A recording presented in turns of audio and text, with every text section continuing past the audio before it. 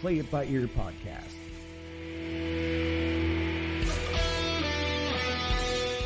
The podcast where the topics may vary because, hey, we play it by ear. And now your hosts, Eric Fiskus, Brady Liming, and Todd Griffin.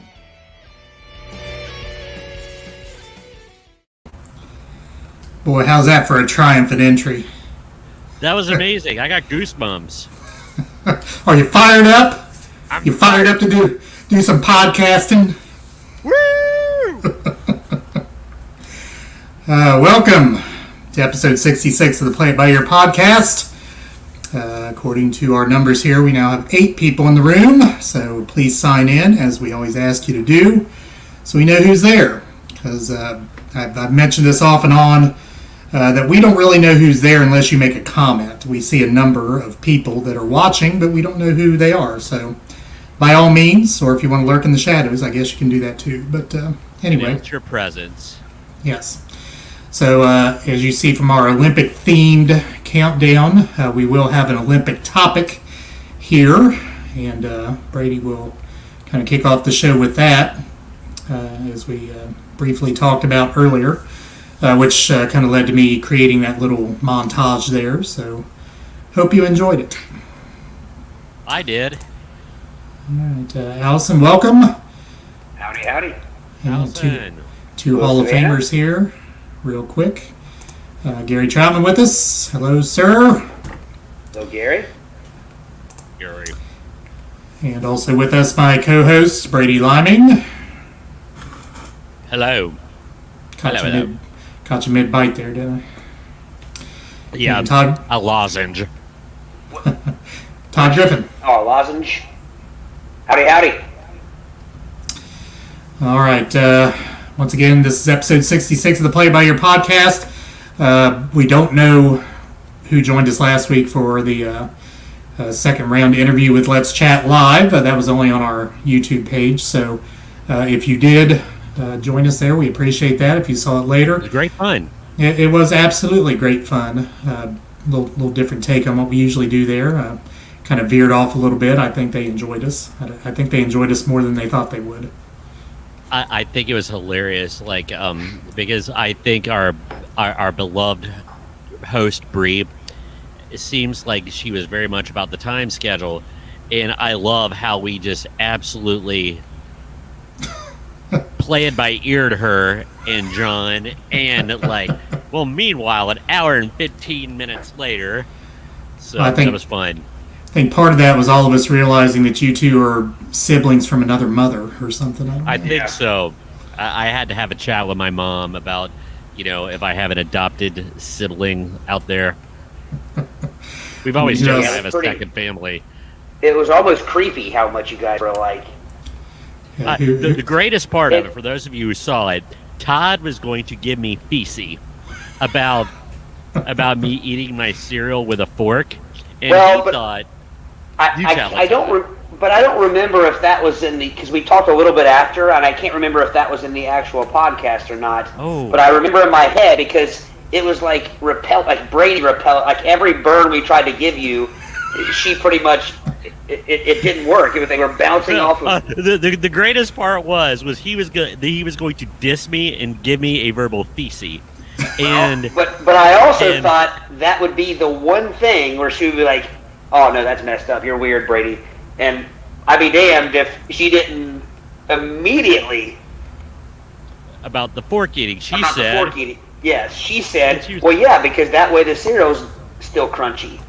And so at that point, it doesn't get soggy. So at that point, woo! Yeah, you were untouchable at that point, Brady. Yeah, we just all gave up at that point. Although I won't bring it up, but I did have a pretty sick burn on you, Brady. I got to admit. It was. Go ahead, bring it up. Yeah. It was good. It's worth repeating. I don't remember exactly what it was. It was about the elephant ears, though. We probably should move on from that one. Yes. They can check it out if they want. Yes, it's on the YouTube page if you want to watch it. Pachyderm external auditory meatus reference. Welcome, Mr. Heron. Hello. And welcome Mrs. Wilson. Howdy, howdy. All right. If you have not been with us before, once again, we talk approximately 20 minutes-ish on each topic. And I actually added ish to the isms. If you look on our isms on our website, ish has a definition. I'll give it to you when we do the little commercial about the website, but I did add that. By the way, visit our website, Todd, if you would, there. www.playitbyyourpodcast.com. You can find out all kinds of things about our show that you may want to know and things that you may not want to know, but it's all right there. So again, we all talk 20 minutes-ish about a topic of our choosing. We have not discussed this topic at any length before it's brought up here on the show. So Brady, and then Todd, and then I will round out our show here with a game.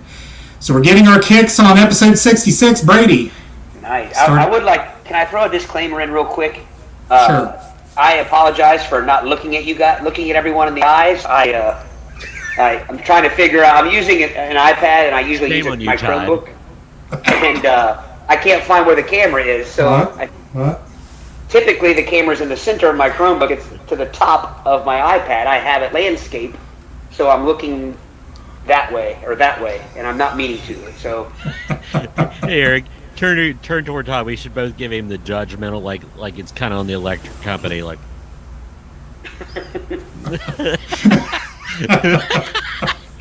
rather Brady bunches too there. But anyway, that's why I'm not looking at our audience. Okay, so to the topic. I have been sitting on this one for about, would you say, like 3 weeks or a month. I've barely mentioned it to the fellas because I'd actually thought about doing it a couple weeks ago, and Eric in his wisdom and Todd in his wisdom said, let's just wait. And mine is about the Olympics. The Olympics is going on. The timing is perfect. So, but we're not talking about the Olympics. This is my spin. It's on Olympics. What should be in the Olympics that's not. So these are going to be sports and activities that we think should be in the Olympics, and with a healthy dose of what should be eliminated from the Olympics. It should be cast aside. So, does everybody understand the topic? Are there any parameters? Are we talking strictly Summer Olympics? Are we talking either summer or winter? We're going to keep this to the Summer Olympics, although I could see a scenario where we could go on a lupine distraction to the winter, but I think it's primarily going to be summer. We can do that during the Winter Olympics. Oh, yes. We can just hold on to that nugget or that snowball. There's a third prong to this thing, too, about why are some things summer games when they're played indoors? Like, why not? Basketball being one. But I don't want to steal the beginning of your topic. So no. Proceed. We can see if I can find a cushion to sit on. I'm too short using this iPad. There we go. There we go. He's in the screen. Not that you weren't before, but now you're more uplifted. I do. Okay, so there are some things that should legitimately be Olympic sports, and I think we're going to take our own take on something that we think should be Olympic sports. And it's going to veer into tomfoolery, but I think the easiest step to take, and it's the most obvious one, dodgeball. Competitive dodgeball should certainly be an Olympic sport. The rules are set. It would be entertaining as heck. And can you imagine some like retired baseball players and things like that? And Roger Clemens unleashes a 98-mile-an-hour playground ball right upside the face of, and it would be amazing. Okay, would it be? There are several questions that come to mind here. So there are different iterations of dodgeball. So do you play the dodgeball where if you're thrown out, you get to go to the side? That's exactly what I was getting ready to ask. Is it going to be like the kind in the movie or Kaiserian? I call it Kaiserian dodgeball. Our beloved gym teacher, I'm going to call it Richard Kaiser. I'm going to call it the Kaiserian rules. And that is, if you get hit, you go around the side. and you can kind of snipe at people from behind the lines. You go to the opposite team or the opposite edge. Yeah. And as much as I appreciate that iteration, I think good old standard, when you're hit, you're out, dodgeball would be best internationally. Because it keeps them truly separated, less chance for a smack-talking fracas to happen. And it would just be absolutely amazing. Dodgeball, guaranteed. You would watch it. Everybody out there in play-by-ear land would watch it. What would the equipment be? What kind of ball are we talking? Because I am a fan of the outside recess, same ball used for kickball. Using that shred and grit. Yeah. Yes. I wanted to leave a print on the face. Yeah. Yes. Well, and that's another question too. Will there be safety equipment involved? Like, will these guys be wearing helmets and stuff? The thing that comes to my mind is kind of like wrestling, like not the real wrestling, but the amateur college wrestling, where they see what I did there. But anyway, where they had their ear holes covered, and maybe like a Hannibal Lecter kind of thing, maybe to keep from hitting. But if you can't see teeth and noses hit, it won't be as fun. So it should just be ears covered. I want to see a good case of dodgeball-induced cauliflower ear. I don't want. He took one in the ear hole. He took one in the ear hole. Look at the size of that thing. That would be found in the bar at Golden Corral as cauliflowering. But yeah, that would be. And here's the big question before we move on: would it be uniballular, or biballular, or multiballular? That's a good question. Because if it's only one, I think the action would slow down. I can see it where the team that wins the toss might get to start off with 2. I don't know. There could be something like that. We don't need to hash out everything. Yeah, there needs to be chaos involved with the multi-balls. Yes, absolutely. So I think that that would definitely be a logical one. And the next step... Can I put some comments up, Brady? Absolutely. All right. Ms. Wilson says, Todd, maybe your camera problem is a residual effect of your former eye problem. His ocular distress. Is he frozen? Oh, he might be frozen, or he's looking very intently at dodgeball. So... Amy, welcome back. Been a while. Herding toddlers at nap time should be an Olympic event. Oh, now we have multi-Todds. We have multi-Todds. 2 Todds. Here you go. It's multi-todular. I don't know what to expect with using this iPad, but the question you asked you were talking about how many balls. I think it gets too boring with only one ball, like you were saying. But also, if you're going to play the way where the Kaiserian rules, where you go to the opposite side, you got to have more than one ball. Otherwise, because the whole idea is they're watching out for the people that are on the sidelines and the balls that might be coming at their face from that direction. So they got to be watching every direction. Head's got to be on a swivel. Right. It's in the living, so you got to make it somewhat challenging. We've added another ism. You guys got to remind me. I got to add Kaiserian dodgeball to the isms. Not to be confused with Kaiserian butterball. Ooh, butterball. I don't remember playing butterball. Parachutery. But Kaiserian crab soccer. Oh man, this is amazing. I want that on a T-shirt. Oh yeah, we'll have to find one for Mr. Kaiser. It would have to be in like calligraphy script. The Kaiserian codices. It sounds very noble. It does. So the next sport is in the dodgeball family, but I think the potential for 1-on-1 just spite and just a chance to smote your opponent, and especially if you put national rivalries, and I'm going to rename it from the schoolyard. I'm going to make it, more palatable. Smear the opponent, where you are up against a wall. You're up against the wall, and someone up against it. Hopefully not in it. And someone will hurl. And for those of you who are not familiar with Smear the Opponent, you have your back kind of sort of against the wall. And there is a team that throws the playground ball and tries to tag you, and the ball bounces back and they miss. It's essentially dodgeball, half-court dodgeball. It's half-court dodgeball. Yeah. So, but could you imagine a good China versus the United States, Smear the Opponent, and the contorting and the twisting and all the technique?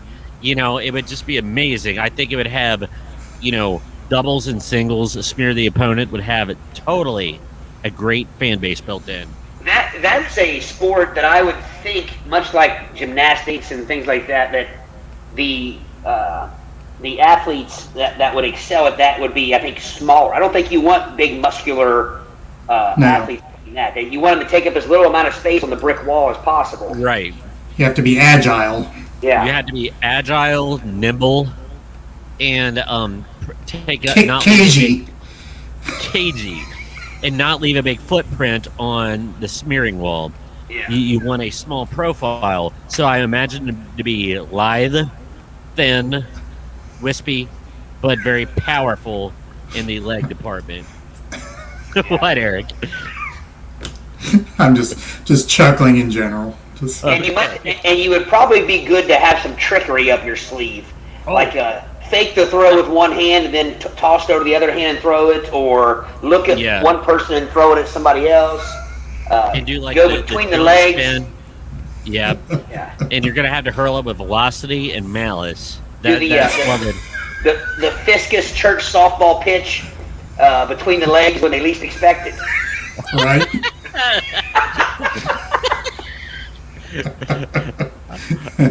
I don't know. Thought about that in years, Eric.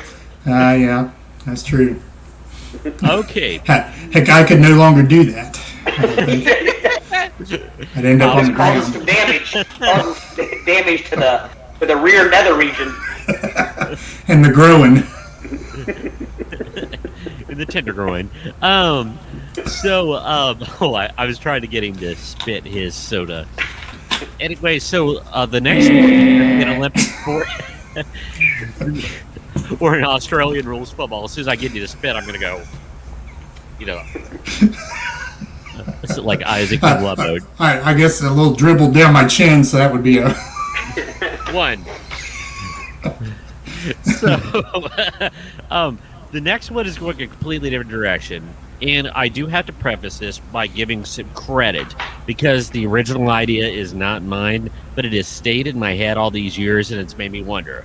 So in a proper fitting memoriam to George Carlin, one of my favorite comedians of all time, cross-country skipping.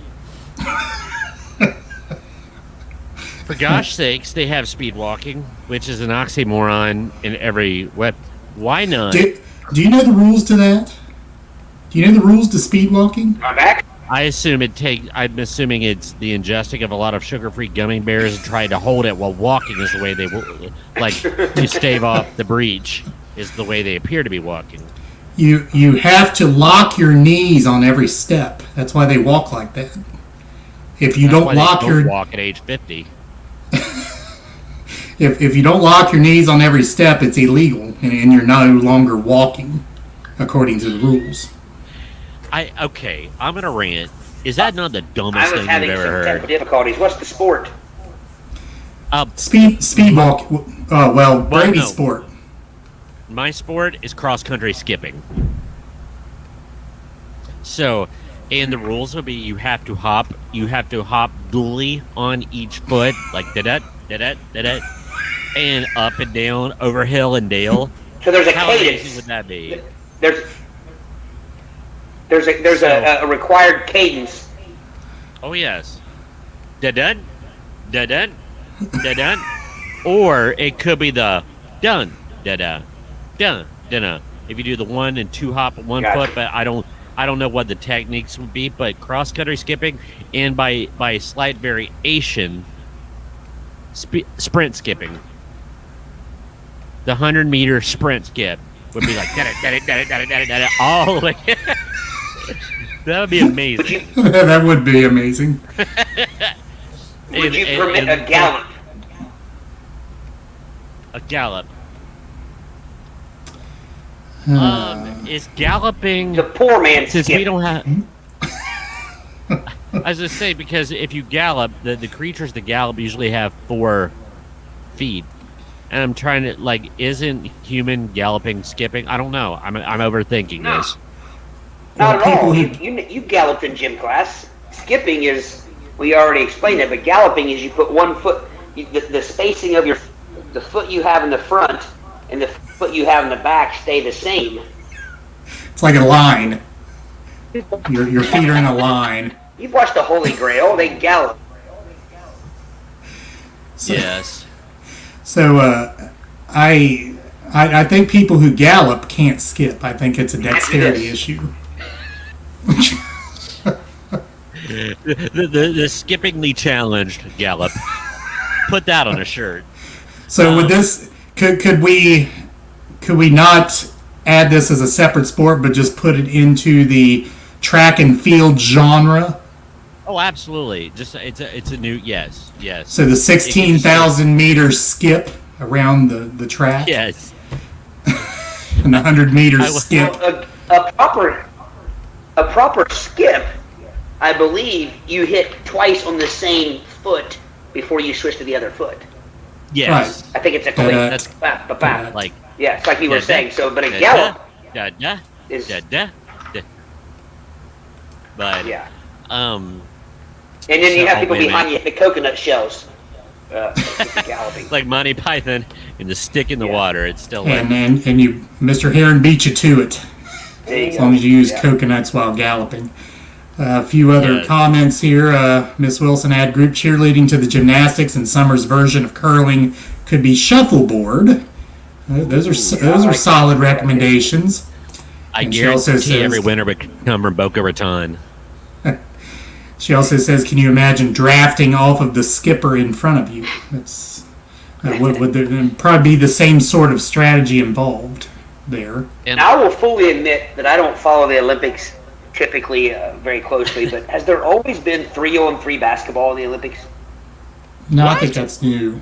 That's new. Okay. I haven't even heard of that. Yeah. Oh, now we're going on a lupine diversion here. Take it away, Eric. Okay, so I sent the two guys a text today, and I have to footnote Bill Cunningham on this because I was listening, and he was talking about horse dancing. I'm like, what in the world is he talking about? So how did I make it? And this was the text I sent to the two of them. How have I made it almost 50 years of my life and never having discovered dressage, which is dancing horses? Oh, but there's more to it.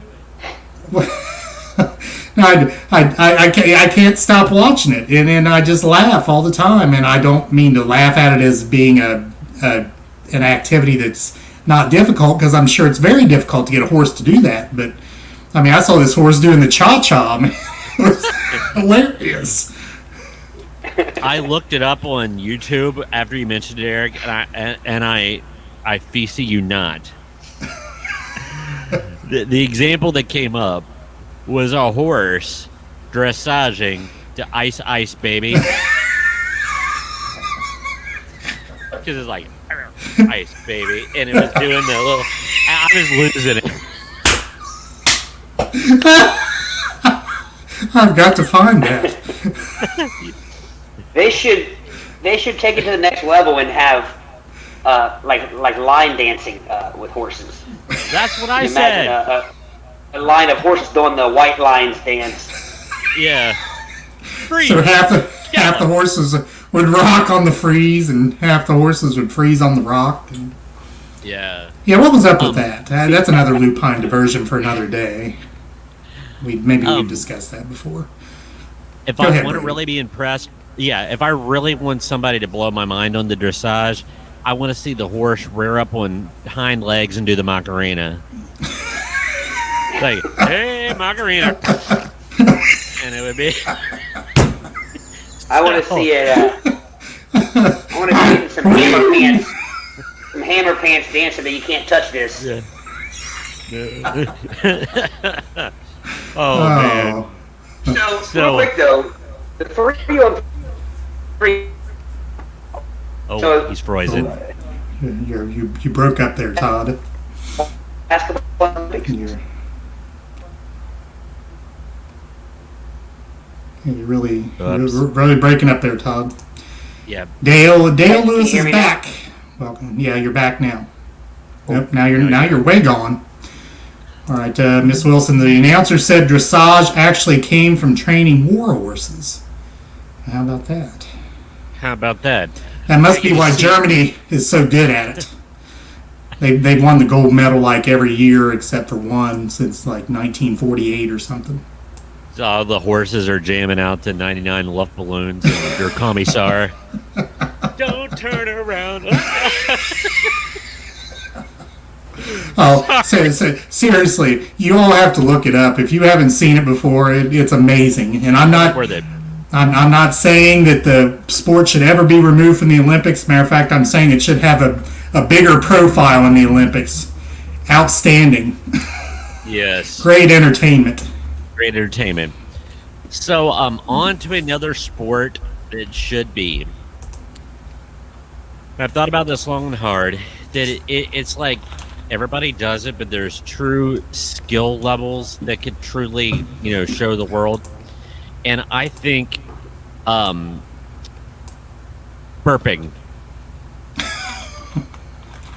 Olympic burping should be a thing. But now here's the catch: there could be two kinds. It would be in one competition, but it would be leveled. There would be the freestyle burping, where you could add all the flourishes like, and then there is the what's called the what's the word I'm looking for, the where they all do the same thing, and they synchronized burping. Well, they're not synchronized, but every opponent has to do this. They have to burp an alphabet. Now, some countries would have it, too many multi-syllables. So, in the spirit of the games, they have to burp the Greek alphabet. Yeah, alpha, beta, gamma, gamma. And they would, whoever got to the farthest letter, or for that gold medalist, multiple times through the Greek alphabet. But it has to be the Greek alphabet. Because, it would be an unfair advantage, I'm afraid. You have seriously put a lot of thought into this. Much more than I ever did. I mean, I kind of thought in general about it, but I never would have come up with belching as an Olympic event. Now, that goes off in another direction here. It does. Do you allow both into the Olympics or just the belching?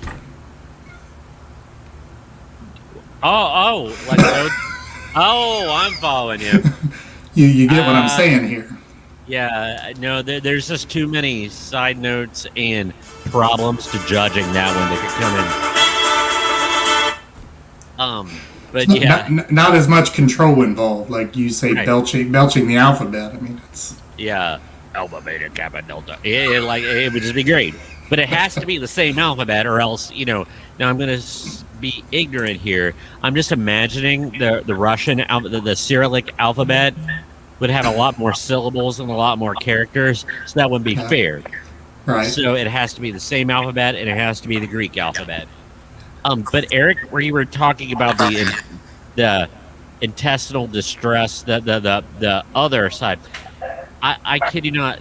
I saw a video one time. It was about sports from around the world. I think I might have mentioned this, where enema holding was a sport, and this is a contest happening in Norway or Sweden. Enema holding. So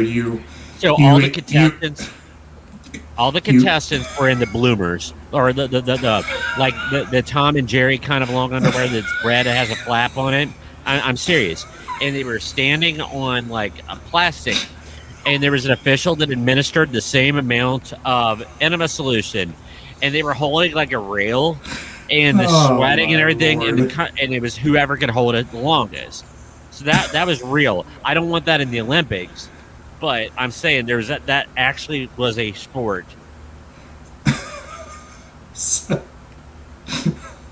Unbelievable. It was, and I think what made it even more ridiculous was the fact that they were wearing the old-timey long johns. So, and I really don't want to ask questions about this, but I'm kind of intrigued by it. Oh no! So you say they were in the bloomer sort of with the trap door, right? Yeah, like the red. They were red. Yeah, and they had a butt flap out. So that way, so there was a line of people that holding a rail. Had intake of enema at the same time, and it was just who was able to hold out the longest. Correct. Before expelling said enema. Correct. Correct. Wow. Yeah. What he said, like who greenlit that idea? who was sitting around the production meeting and wherever it was, like, well, let's add professional wrestling. No, nobody will watch that. How about some reruns of syndicated? No. What the kids really want is enema contests.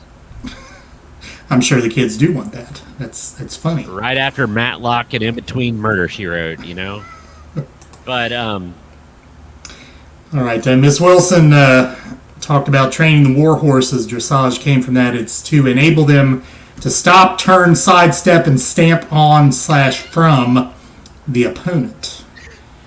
Very good. Ice, baby. He's killing. That guy's on the ground. Sorry, for those of you in audio world, it's not going to do it justice. Andy, welcome. New gymnastics apparatus, perpendicular bars. That would be an adventure. Yes. Dale, Russian hackers are attacking Todd. It seems that way. It is. So, let's see. Go ahead. And I don't know what else you're going to come up with here, but I have a nomination. Go for it. Well, first of all, I have a statement, and this is probably going to, I don't mean to offend anybody by making this statement, but kind of where I am with the Olympics. I really don't like sports that require subjective judgment.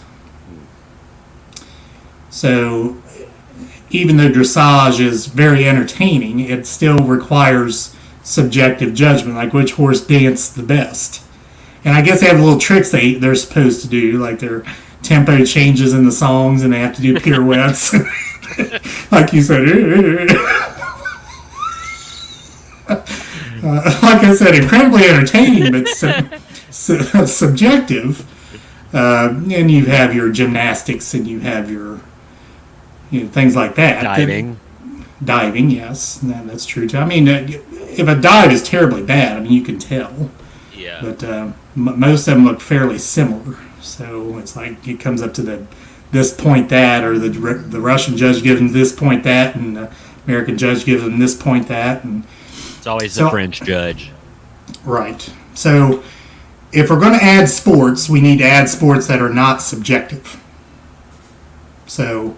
Yeah. Here's my nomination, and I can't really take credit for this because I saw it somewhere, but beer pong. Very popular sport. Yes. Of course, it's the Olympics. They would there would be a soda company. It would be called Pepsi Pong or Coke Pong or. No. You can't have the sport played without the beer part. That's true. That plays into the person's acuity. If you're ingesting the beer as you miss, or as the other person makes, I guess is what it would be. It does play a little bit into the acuity of the players. So I think you need the beer. That is true. Now the Olympics could get a sponsorship. We're playing beer pong with Anheuser-Busch. Guinness, or something, whatever. But I think that's a solid nomination. And plus, it gets people who are not in Olympic level shape a chance to be involved in the Olympics. Can you imagine training for that? I'm in training. Don't stop me. I know people have been. I know people have been training for that for years. Yeah, and like in this one, it's not as funny as was I think this would be a fascinating one. Is paintball as an Olympic sport? I'm down with that. That would be good because and I think it would be very, very interesting. Because you know that the elite military in every country is going to send. They'll have a paintball team, and like with the set rules, I think that would. Can you imagine the matchups? Like for real? Israel versus Iran in paintball. Oh man. Well, no, I'm being serious. Like, can you imagine the added drama? Which could actually erupt into all-out war. I mean, soccer almost does that. Jessica? Yes. Great idea. Yes, Corna. That was another one of my thoughts. Again, allows the people who are cornhole is Jessica, another Hall of Famer, by the way. Welcome. Yes. Cornhole is a summer sport. Probably explain it to our international audience, just in case. Plus, it's another sport that I feel that Americans would have the opportunity to, at least for a while, dominate.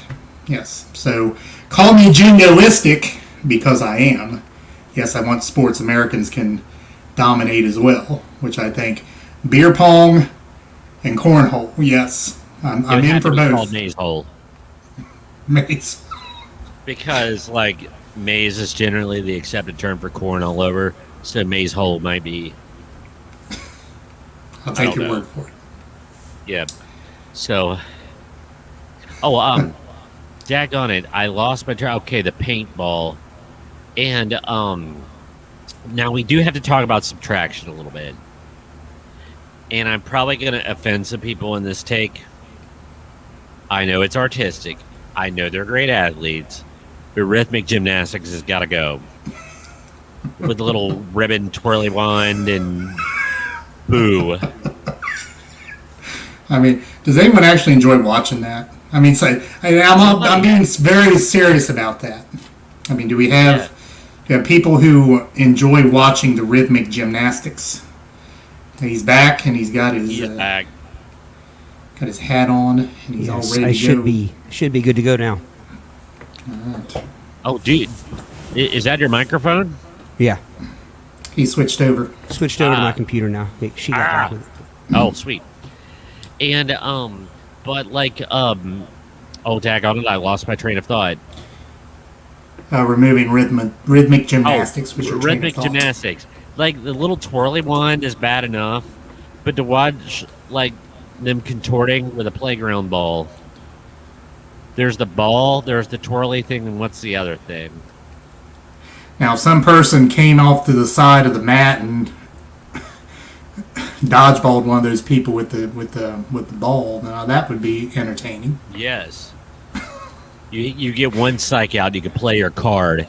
If they had to do the rhythmic gymnastics while someone was trying to throw the dodgeball at them with the little ribbon, and there we go. The ribbon person could whip anybody that's on an opponent from another country, snap that thing.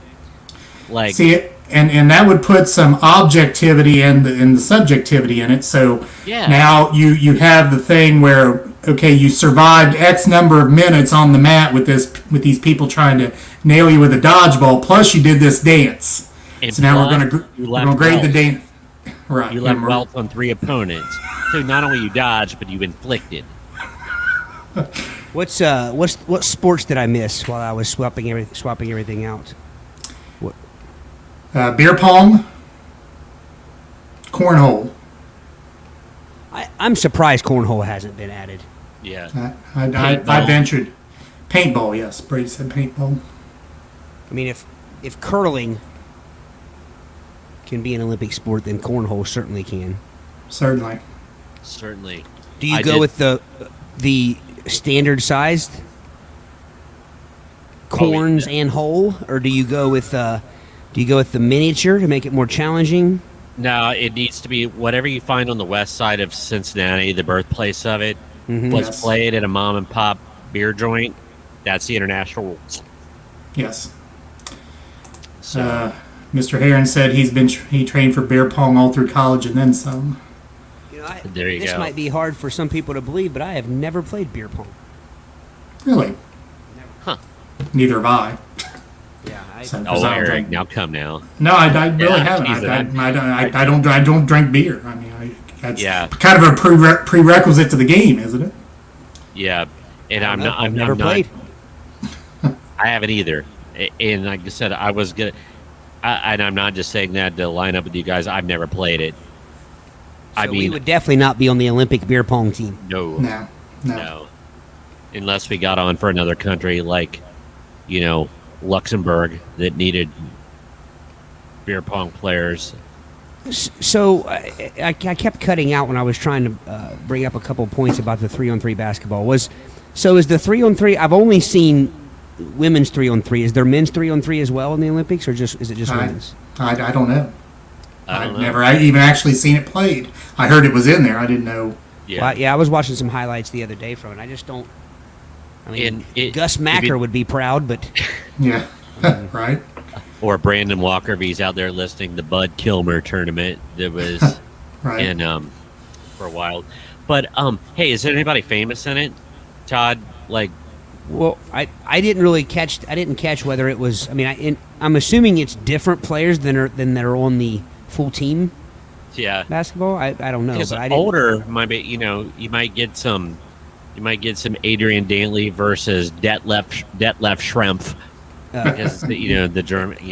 Adrian Dantley. Where was Dantley from? Denver. Well, because the trade with Mark. He played at Notre Dame. Yeah, but the trade the big trade was with him and Mark Aguirre. Correct. That was the big Detroit Dallas trade, right? Right. Yeah. Yep. And Miss Wilson does verify there is men's 3-on-3 as well. Okay. Now, I was watching handball. I'd never realized what handball was. Yeah. The other day, and that was pretty fun to watch. I mean, I always thought handball was where you slap the ball with your hand. Oh yeah, that exists. Yeah, but if you've seen this is handball, and it's like basketball and soccer kind of rolled into one. It's pretty cool. And then what is it? You have to bounce it every 3 steps you take? Something like that. I didn't realize that you couldn't. You could not touch the bottom of the pool in water polo. I mean, I know it's 7 feet deep and they have to tread water, but I thought that get somebody with some powerful legs, they could go down on the bottom and breach like a blue whale to block something. And but no, you're not allowed to touch the bottom at all. No, you're treading water. Aggressive. Yeah, it does. All right. Are we good on this topic? We're 44 minutes in. Oh, yeah, we probably ought to wrap it up. All right. Which brings us to our first break here. We talk about our website. Visit it at www.playbyyourpodcast.com. Register for updates to our show. And I always try to bring up the website here and let you see it. So I can share my screen. Everything's kind of slow on my end. There we go. Alright, so if you go to the website, on the top of every page, you will see our audio on the left there, the video in the middle, and our calendar on the right. And you also see, if you scroll down there as well on the right, you can register for updates on our email list. I invited our email list to the show tonight, so you may have received an email if you're on that list. If you're not on that list, go to the website, sign up. We certainly would be happy with that, because we always want to be able to communicate with you. And that's at the top of every page of the website. So go there and sign up. And don't forget the isms. Yeah, well, we'll talk about that later. Oh, wait a minute. This is the membership spot, so I guess I need to talk about that as well. You see that button there, become a member of our podcast. You click that, and there's also a membership tab there in the menu, but it takes you to the site called buymeacoffee.com, as you see up there in the address bar, and you can get memberships to the show. As you can see, Savannah Brown is on our list, Allison Chavis in the room also on the list, and again, you can go there, and that's our crowdsourcing platform. And one of our Hall of Famers, Christy Rocky of VacationArchitects.com, is she is one of our Hall of Famers, and I'm actually contracted her services. So shout out to VacationArchitects.com. And I do have a list of our Hall of Famers there, and I'll actually go back to the website and I'll show you the membership page, which shows you the list of our Hall of Famers. There they are. I'll take this off. Allison Chavis, Christy Rocky, Joe Rocky, Chuck Griffin, Savannah Brown, and Jessica Longacre, all of our Hall of Famers, our members. If you'd like to join them, again, you can click on that Buy Me a Coffee link and get right to it. All right. We do not really buy coffee with that money. No, we do not. Okay, Todd.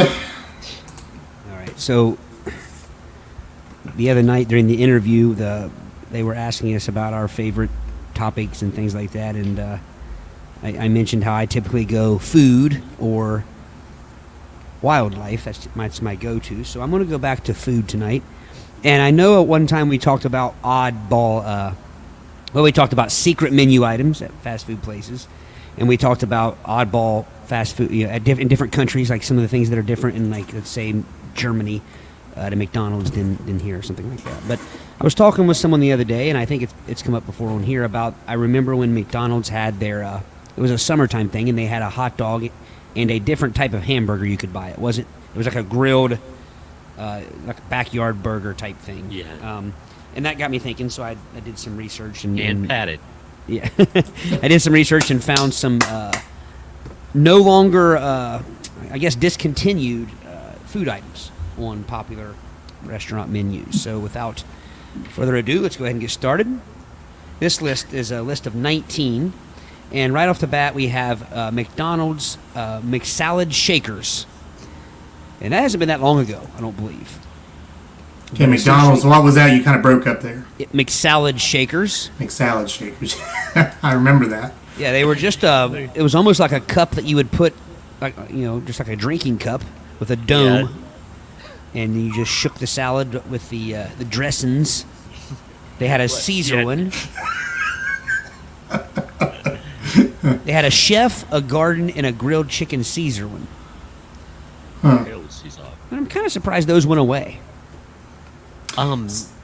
Storage, I'm sure. But I mean, you can still get a salad. Can you even get a salad at McDonald's anymore? I think you can. Yeah. Those salad shakers were not real big. I mean, the cups weren't real big. Seemed like they'd be a good moneymaker for them. Mm-hmm. Yeah. Because in our health-conscious society and people want to eat salads, I mean, I'm kind of like you. I'm surprised it went away. Yeah. And burns calories as you prepare it. Right. And I like good distribution of my dressings on my salad. And I think the shaking in the cup allows for that to happen. So, Brady, you have no problem with the hand tossing of it, like a specialized, like it is, like your patted burger, hand patted burger? Hand carved cypress wood from the Middle East, and it has to be tossed in a wooden tong. I do not want it. It needs to be tossed. Did you say tong or thong? Better go with tong.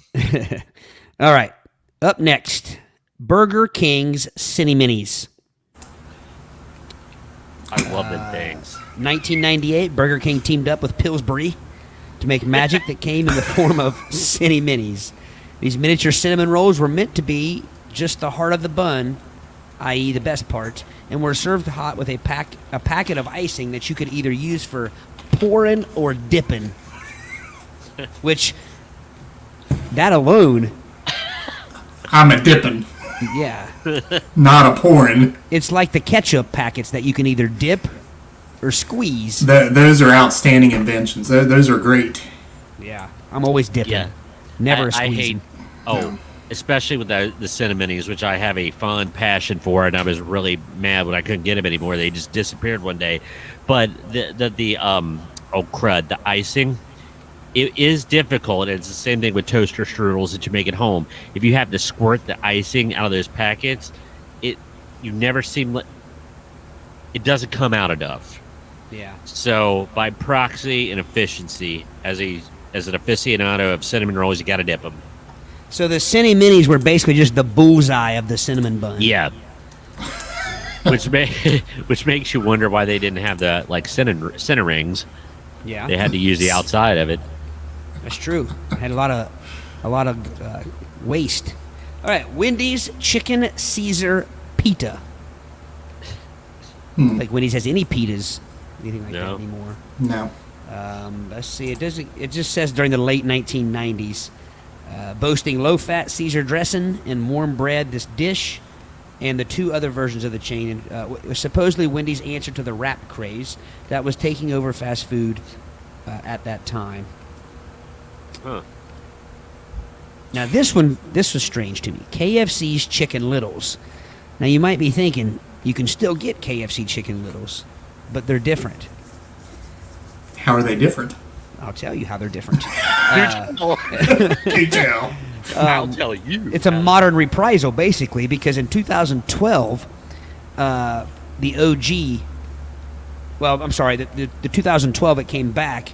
The 80s is actually when they were first around, and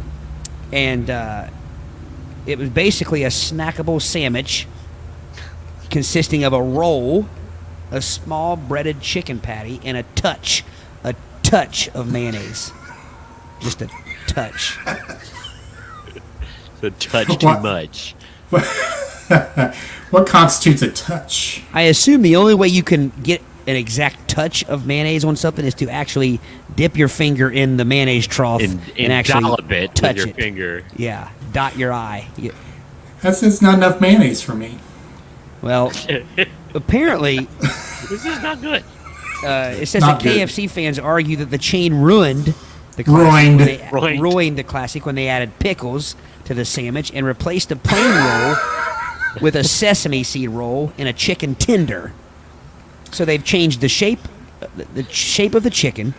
They put pickle on it, and they changed it to a sesame seed roll instead of a plain roll. Okay, so these KFC people are going to complain about the Chick-fil-A-ing of their chicken sandwich, because every Chick-fil-A sandwich has a pickle on Yeah, it. it doesn't have a sesame seed bun though. Correct.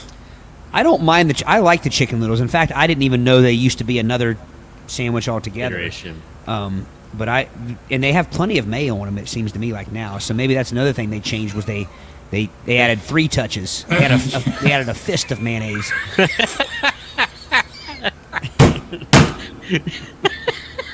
They added this is an official measurement of condiment. They added a thwop of mayonnaise. You got to draw it out. Thwop. There's an ism. You got to come up with a definition for that. All right.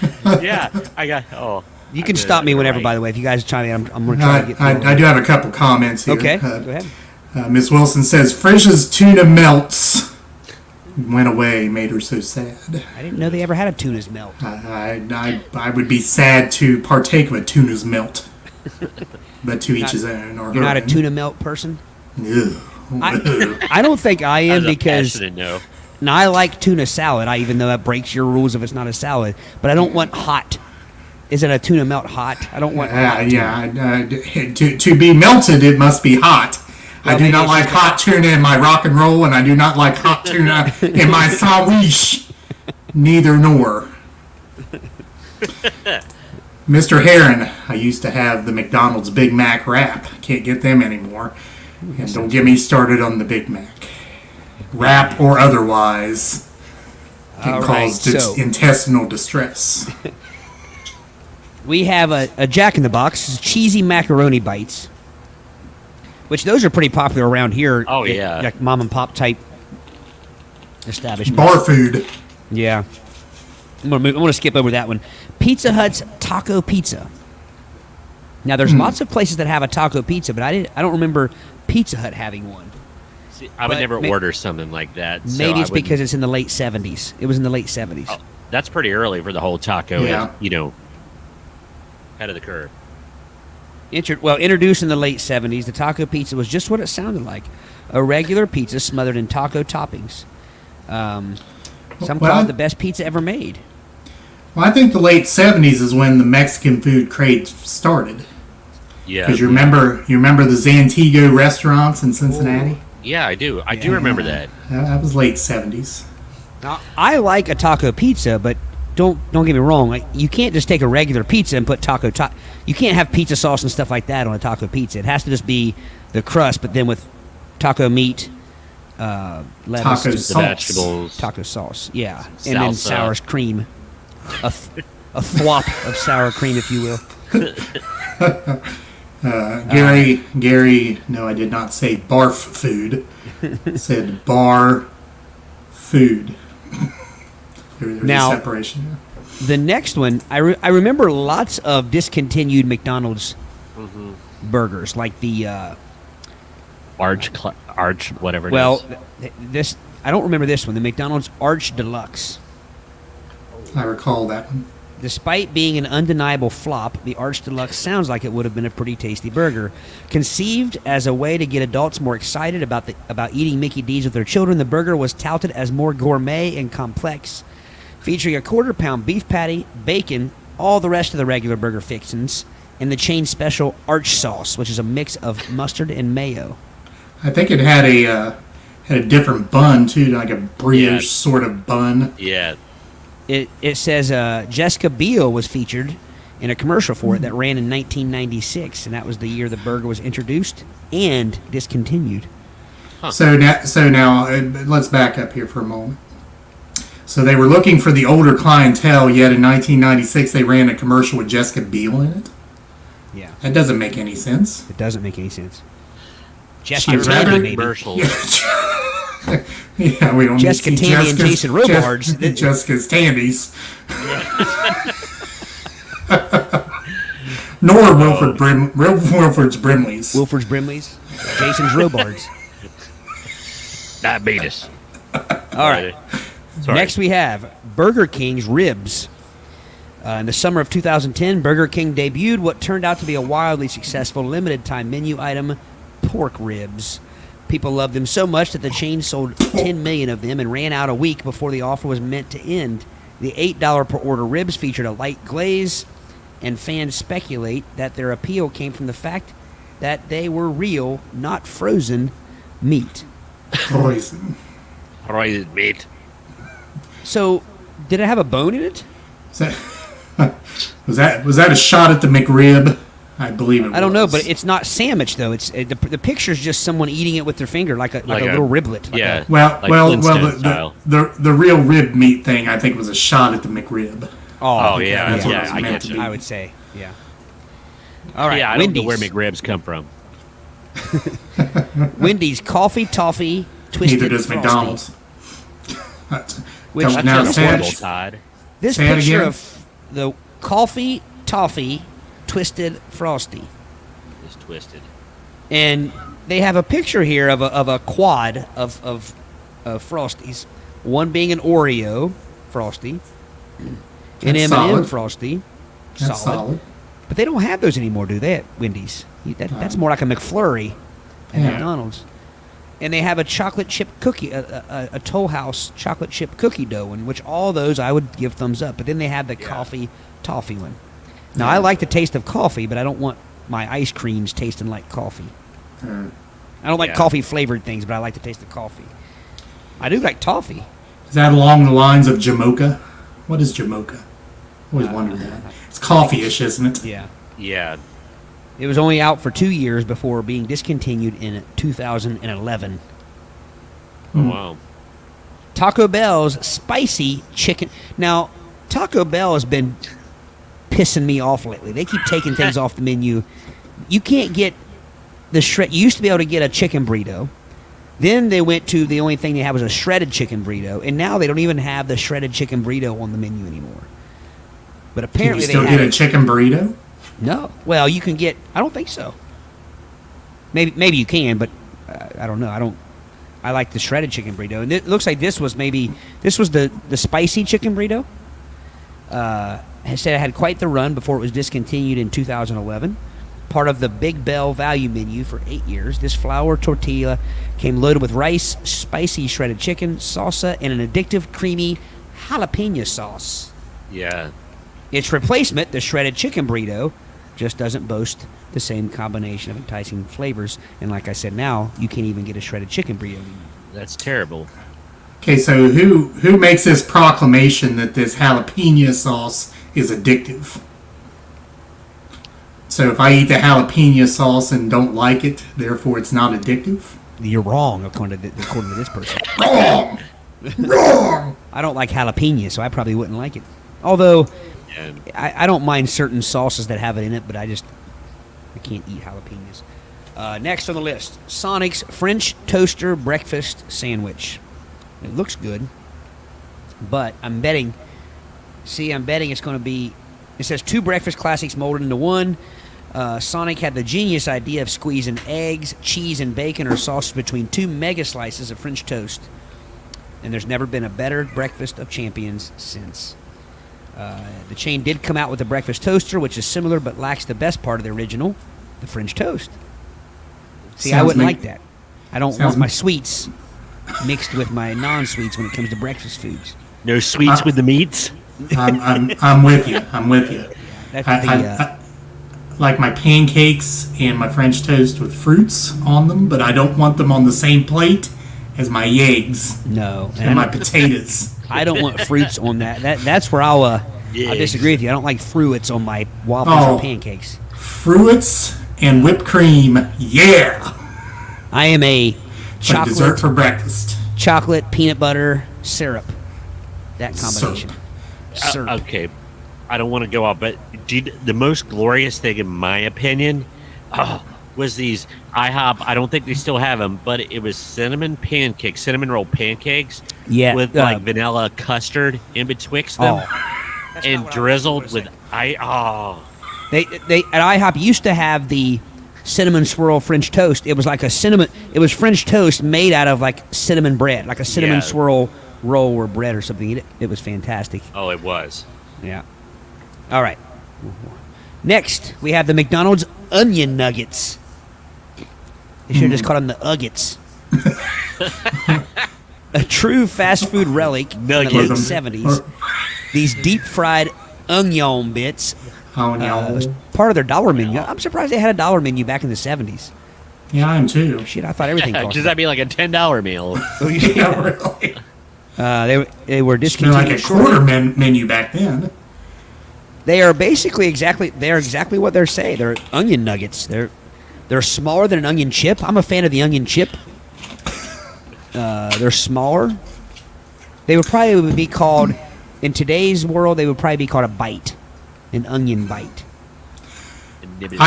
I'm also a fan of the onion chip because the onion ring is very problematic. Because if you don't bite through the onion and then it comes slithering out of the exoskeleton, that's not good. Well, and it slaps you down underneath your chin, and it'll get your neck beat if you're not careful, if it's a long enough onion. And worse yet, if it's a hot onion ring, it's like getting touched with lava right on your gobble. And that's what I mean. And see, your face can take it because your face is weathered, and it deals with the elements. But when it gets into there in that soft spot in your gullet, it can burn that sensitive area. Oh, yeah.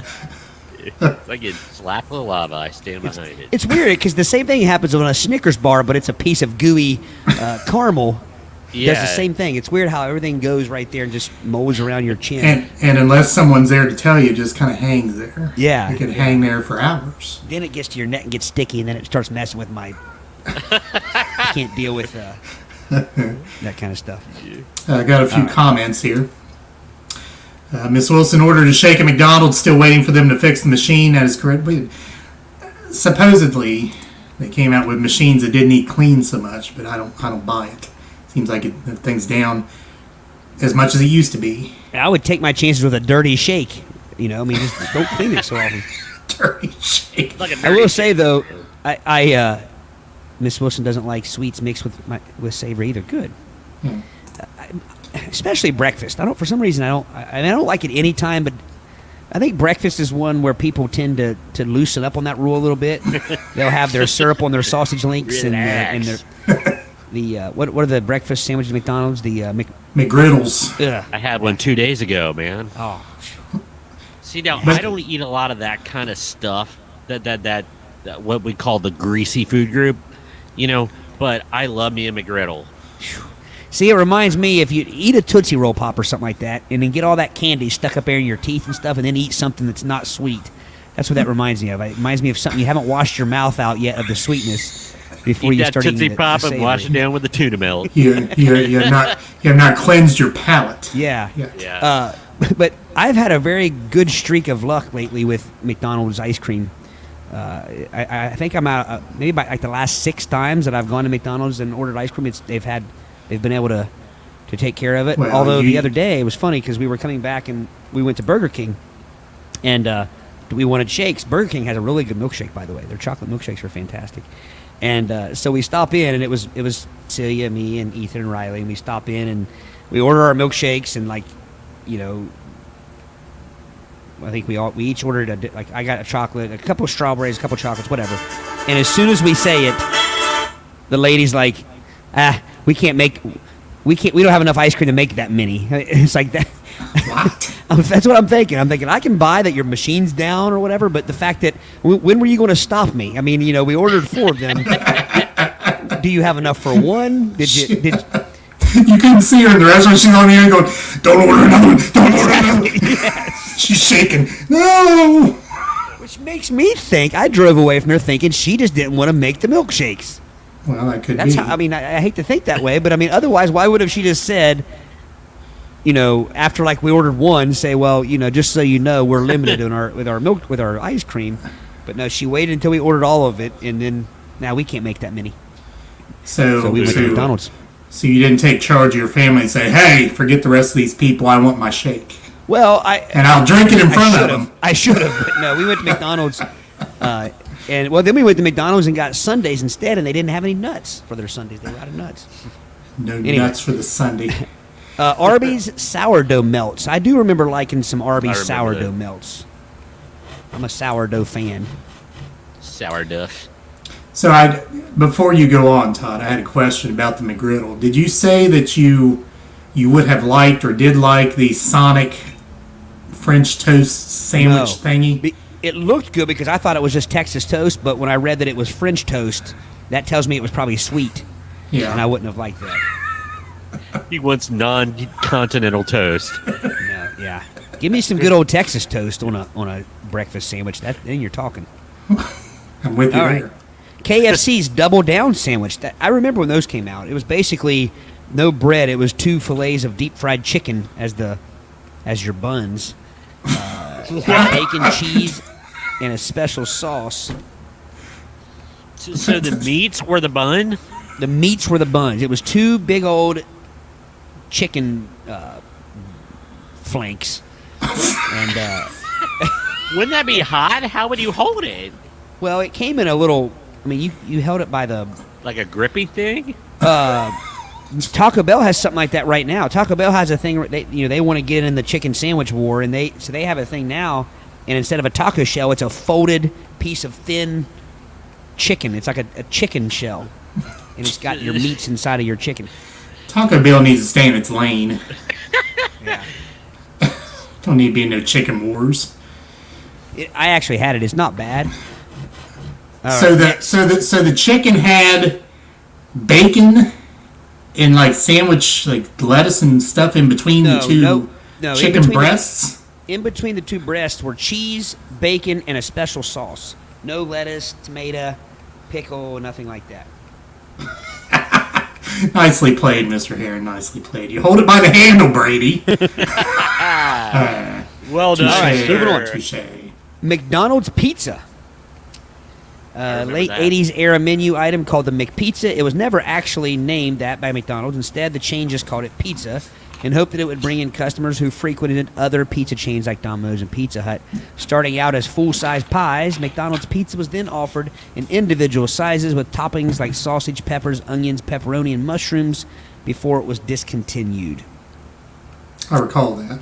Yeah, I do. And my whole deal was, it might have been very tasty, but I'm sorry, I don't go to McDonald's to get pizza. Yeah. Although Subway has excellent pizza. They do. Do they still have it?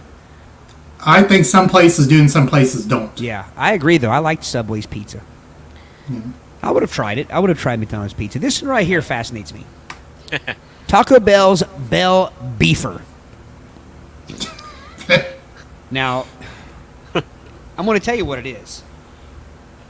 It is a glorified Sloppy Joe. Sloppy Joe. Unkempt Jose. If you will. If you will. Even the most devout Taco Bell fans might not know that the chain dipped its toes into the burger world back in the 70s with the launch of the Bell Beefer, basically a Sloppy Joe. The Beefer featured taco meat, onions, lettuce, and mild border sauce sandwiched between burger buns. Again, Taco Bell needs to stay in its lane. Yeah. Bell Beefer? The Beefer, yeah. The Beefer. Bell Beefer DeVoe. They were trying to play on the alliteration, like Rowley's with the Big Buford. Oh, yeah. Yeah. That taco's poison. Poison. Never trust a big meat in a smile.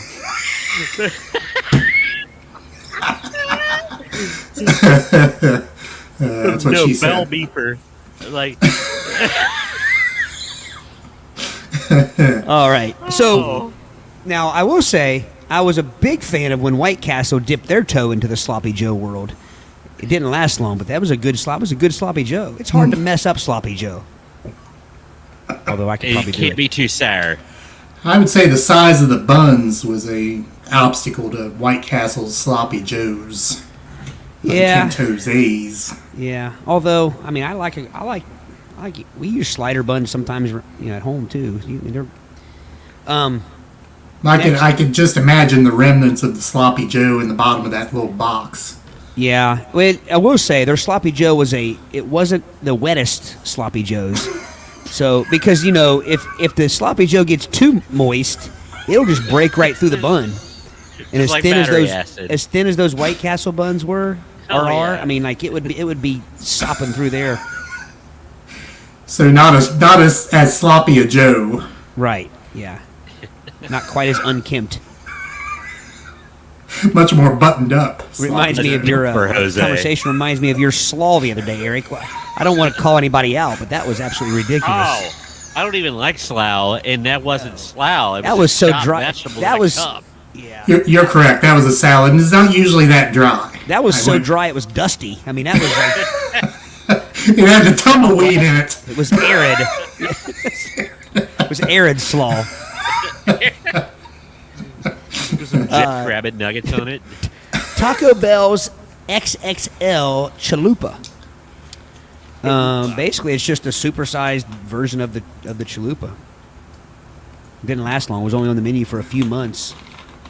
I'm gonna skip. I'm gonna go this one. McDonald's Chicken Selects, which they were essentially just white. It was 100% white chicken breast meat. They had an 11-year run from 2002 to 2013. Since I remember those. Yeah. So wait a minute. Was the chicken select like the select part of the chicken? Yeah. It says, wasn't like meats and butts like it's in the McNuggets. It was advertised as more of a premium version of McDonald's regular chicken nuggets. That's exactly what it is. Those are really the buzzard nuggets. But since then, hasn't McDonald's gone to their nuggets are all white meat now instead of that gray, Oh, that grayish. Feathered meat. All right, that's the end of that list. I know my time went up. I had another list, a secondary list that was only McDonald's, and it had 7 items. Some of them were on both lists, but one of them was the McHot Dog, which I do. I'm guessing that's what I remember. I was waiting for the McDLT. Yeah, McDLT was, and there was another, the Big Extra. There was a Big Extra, and there was a Big and Tasty. Yes. And the Big and Tasty was my favorite. It had like a pepper ketchup on it. It was like ketchup with pepper like mixed in it. Right. McStuffins, I don't remember this, but basically I guess McDonald's had Hot Pockets. Why would I go to any restaurant for a Hot Pocket? In the 1990s, they had the McStuffins. It was breaded meat pockets built for the McDonald's customer who aggressively didn't care anymore. The kind of customer... Hey, I only don't care. I don't care. The kind of customer who finds the Egg McMuffin too aristocratic. For the McStuffins connoisseur, there was no time to waste in selecting dietary choices that actively subtracted their time on this planet. The McStuffins were likely discontinued because they're a stupid idea. It could also be that the agonized howl that follows every first bite into a molten Hot Pocket is meant to be unleashed alone and went home, and they weren't ready for your average McPlay place. So if you had one of those and a cherry pie, I mean, you're calling the ambulance at that point. You got like third-degree burns You'll have in your mouth. esophageal lesions from that. I think this was on one of the other lists we did a long time ago, the McAfrica. What? This wasn't in the United States. It was released in Norway in 2002. But here's the thing. Get this. It dropped right alongside a horrific famine in South Africa. And immediately they were slammed for its insensitive naming, but they did keep the product up and the name intact for its entire run. They basically set up let's see, it's a pita burger basically. The dude who came up with this pita burger clearly had a moment of reckoning with his ideation board. Sadly, the McTsunami, the McButt cancer, and the Mc100 car highway pileup would have to go. I felt the pain, Cosmic Africa. Jeez. This, by the way, you can tell this article. This is a cracked article, so you can tell by the writing it's a little different. Say kudos to that author there. Yeah. Good job. Apparently, some places had a McSpaghetti. Ew. You should just call it McSketty. McSketty. Well, that's what the McHot Dog. It should be the Hot McDog. The Hot Diggity McDog. Or how about But it's the McDog, you know? How about the McPiscetti? Piscetti. There you go. McSketty. McNoodle. I still can't find a list that has that burger that I remember, though. I swear I didn't dream it up. It was a burger. Again, it was smaller than your average McDonald's burger. It was on a different kind of bun. It had a slice of red onion rather than the normal McDonald's onions. Right. A slice of red onion and a different kind of lettuce. And I thought it was out the same time like a hot dog, because the whole idea was like you grilling out. That was the Right. That's my list. I want him to bring back the Stroopin waffle McFlurry. It's got like the waffle cone and caramel and chocolate. It's great stuff. And it's only around once in a while, along with their Rolo McFlurry. There is no excuse why a Rolo McFlurry should not be on there daily. I like Rolos, but they're a pain in the ass to eat. Yeah. So having them in a McFlurry makes it a great. much easier You don't have choice. to pick the gold out of it. It's Well, already. you pick the gold out, and then it's in your teeth for 5 or 6 hours after you eat it. And then you feel like a 49er after you accidentally swallowed some. And Yeah, especially if you had any fillings, it would rub against those fillings. I brought this up, I think, on the interview last week. My new favorite milkshake is PB&J milkshake at UDF. You guys have to try it. It's fantastic. Get it with chocolate milk. Is that on the menu? I've never seen it. At UDF? Yeah. It's an ice cream they have there. Or is that like on the hidden menu or something? No, it's like any of their ice creams they can make into a shake. I mean, so like. Oh, okay, I got you. I thought like actually, a special, like they took vanilla. No. I mean, because before that, I always would go with my normal raspberry chip, and I get that, or even cherry cordial. You have them make it into a milkshake. But the PB&J, Siggy's the first one that got it, and I didn't think it sounded good, and I took a drink of it, and it was really good. And then we learned you got to get chocolate milk, because they'll ask you, do you want white or chocolate milk? You got to go with chocolate milk. Is it grape jelly or strawberry jam? This makes all the difference whether I would like it or not. I'm going to be honest with you, Brady.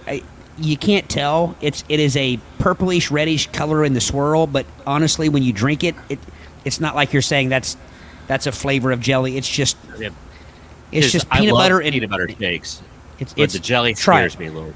Okay, I'll have to. Yeah, just try it. Get a small, and then if you don't like it, you're not wasting all of it. Yeah. Or wait till I'm with you and get a large, and if you don't like it, I'll drink the rest of it. There you go.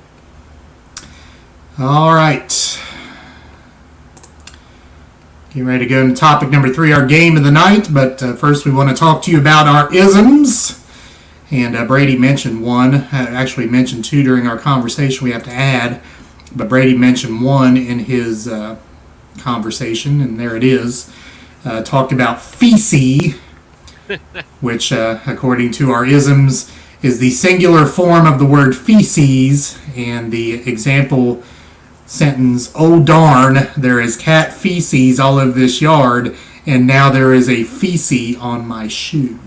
So, again, if you're looking for our vernacular, you can find it on our website, and go to Play by Ear Isms in the menu, and you can read through those. Like I said, we have a couple we need to add. You guys need to remind me of that, so I can do that. All right, game of the night, and as always, we need our audience to help us out here.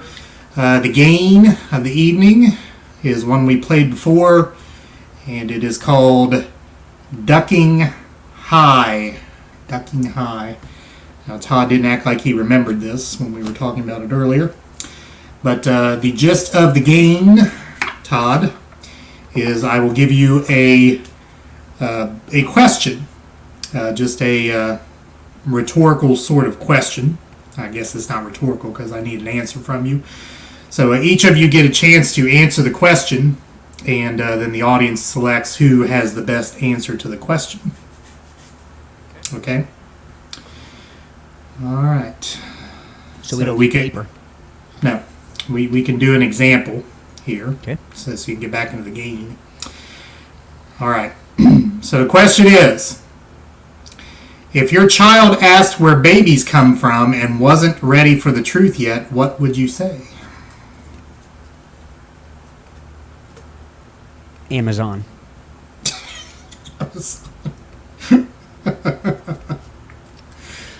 Brady, what say you? I can't top that. DoorDash.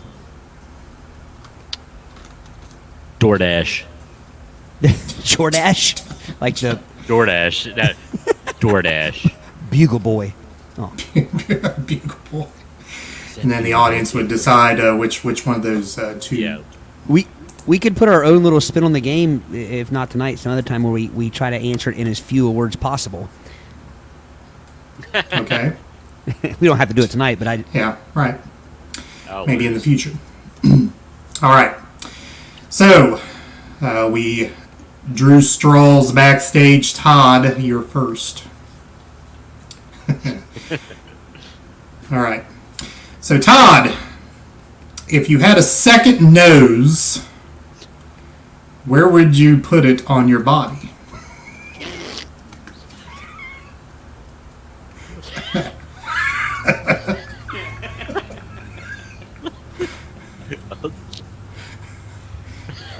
If you had a second nose, where would you put it on your body?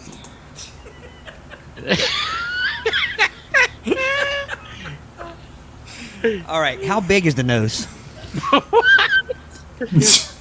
that matters. I mean, I guess it's as big as you want it to be. There is no designation for size of said nose. Just not what she said.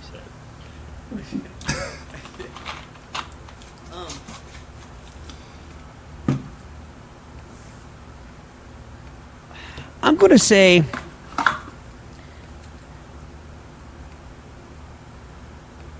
between my belly button and my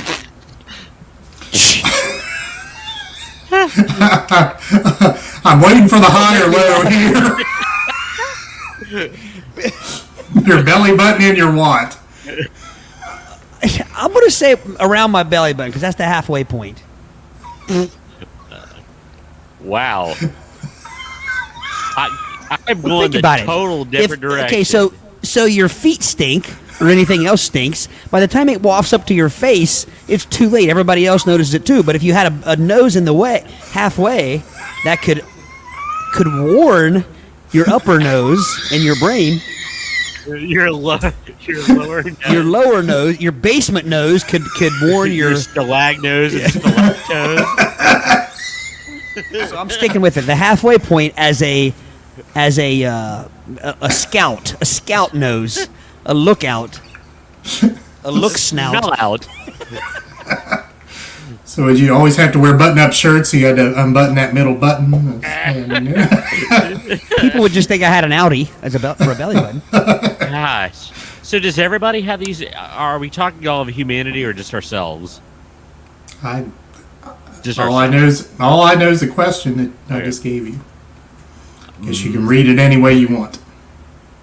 Are you deciding for all 7 billion people on the face of the earth or just yourself? With my answer, yes. My answer is going to be the back of my head, but inverted. Like inside your skull? No. Like nostrils up. No. So upside down. Yeah. So it's upside down. So the holes are facing up. So if you got caught in the rain, you drown. Yeah. Well, you can flap it. You can just plug it. But the best part is that you can smell things behind you, and sometimes if pleasant smells are wafting up, and you can swim underwater and use it as your blowholes. There you go. Yeah. But now, if they were turned up, then the smell would have to be coming from up above. Exactly. So you have one facing down and one facing up the other direction. You're getting the whole olfactory area covered. I got you. All right. So Todd says his nose would be at his belly button level. Brady says his nose would be at the back of his skull facing upwards, nostrils up. So audience, my nostrils. I forgot to mention my midway nose, my halfway point nose would definitely be facing down. Your Mose. My Mose. Again, my lookout snout. Yes, Miss Wilson, that is correct. A theoretical question is what we're asking here, not a rhetorical one. So thank you. I'll leave it to the English teacher. Gary says, Todd, with the logical solution for a basement nose, you've got God rethinking, I believe. Miss Wilson very simply says, Todd. Can you imagine that there'd be a severe drawback?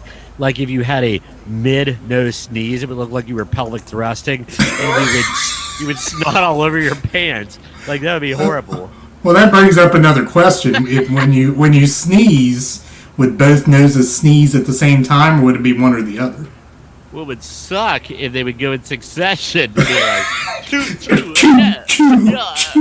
Well, that's another good thing about having it where I said though, because you'd have a shirt covering it, so you wouldn't need to wipe it. So your shirt would just blouse out every time you sneeze. Yeah, and it would also catch not yourself. It would catch any nose shrapnel, and then you just wash it. I mean, it's no different than using a handkerchief. I mean, it's something you got to wash later. It's just your shirt becomes the handkerchief. All right, we only had 2 responses from the audience here. Todd with the mid torso nose at the belly button level, or Brady with the nose at the back of the skull facing upwards. We got 2 votes for Todd so far, and we're going to give it another 10 seconds here or so before I give Todd the point.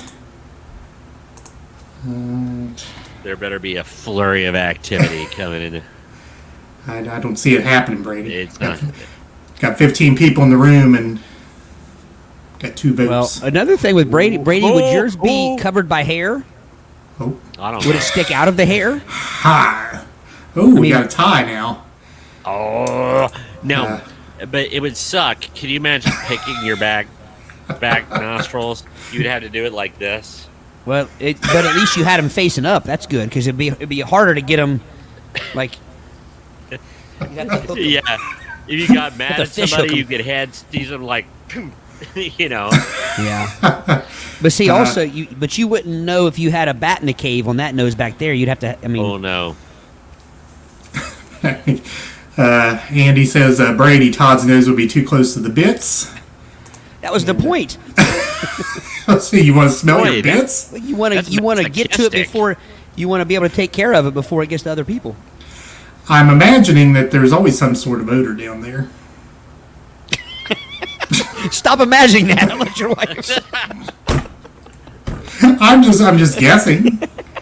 I have no way of knowing such things. Guessing sounded better. Sounds better than I'm imagining. I'm just imagining. Yeah, okay, I'm guessing. Yeah, that's probably a better way to put it. So we got 2 for Todd, 2 for Brady. So I'm giving both a point. Sweet. So 1-1. I thought I had it. Is our I thought I had score. it. Jumping out to the early lead, I thought. Yeah, you did have it there for a moment. 1-1. 1-1. All right, next question. Brady, you're first. Okay.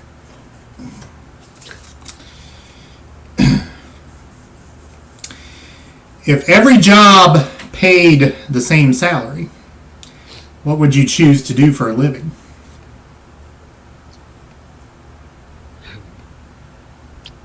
If every job paid the same salary, So now it doesn't say if the salary is a great salary or a terrible salary. It's just every It job is. will be the same. so orthopedic surgeon to truck driver to, store clerk, everybody's the job is Pretty much. Same pay. okay. I think. This isn't an exciting work. Mine would be a music store, like a guitar store, where I could just passionately talk and push the instrument and sell people my, steer them in the right direction, and get paid good bucks for that. That would be fun. Get to play with all the new gear that came in.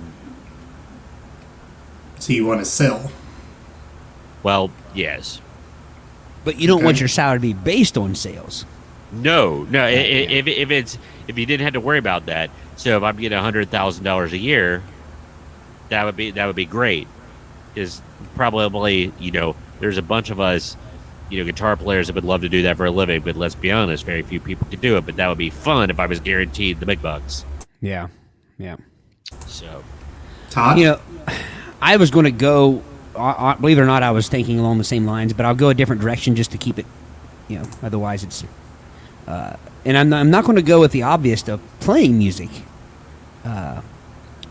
Although that would definitely, because I think that's too close to what you said as well. So I'm going to go with food critic. Oh, seems yeah. to Well fit done. you. I like food. I don't know that I have the palate to be to critique any of it. But if it doesn't matter, if my salary is all the same, if it's all well and good, it doesn't matter if I'm a good food critic. So the way I look at it is excuse me, is I just get to eat and try cool. And you never see a food critic giving a review of the new the roller dogs are there at Speedway. the new sauce at Penn Station or it's Right. always it's always like The higher end restaurants. higher end. Yeah. I don't know how the star system goes, the rating system goes in restaurants. I Yeah. need to learn that if I want to be a critic.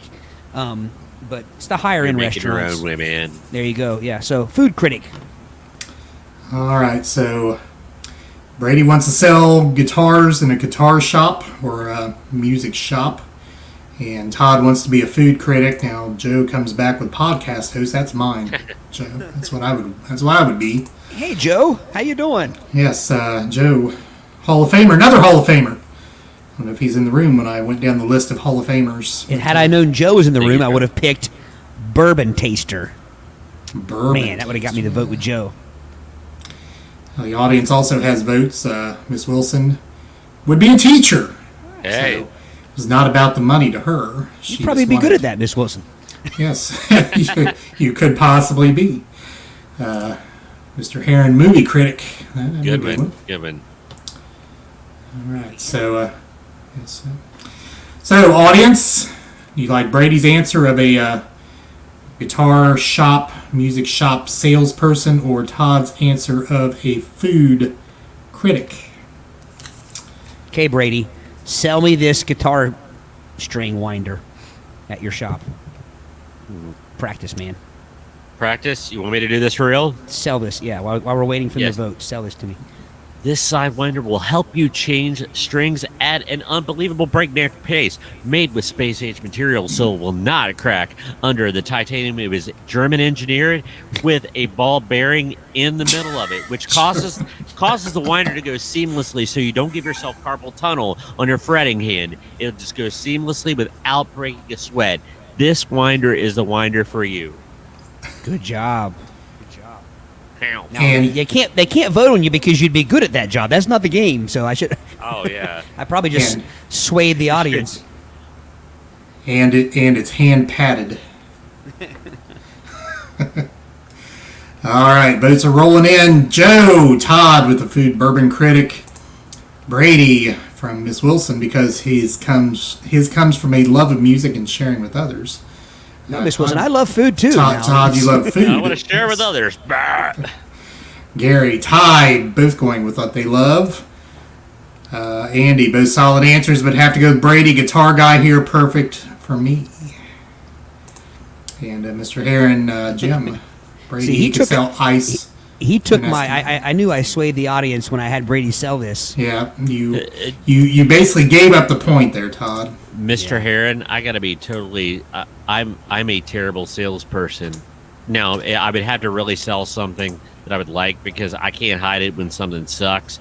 But like when I'm giving somebody, so in real life, I'm a terrible salesman. And actually, I love music and guitars way more than food. But you just got to go first, and you picked the guitar thing, so I had to go a different. Oh.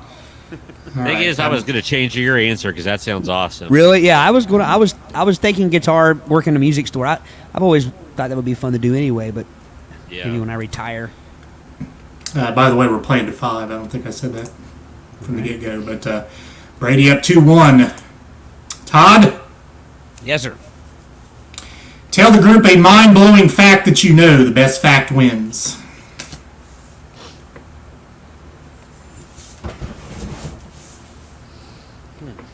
Does it have to be a correct fact? The word fact being used would tend to... facts can be wrong. I don't know that a fact can be wrong. Yes, it can. If I say the grass is purple, that's not an opinion. It's an incorrect fact. So... I'm skeptical. Look it up. Let's see here.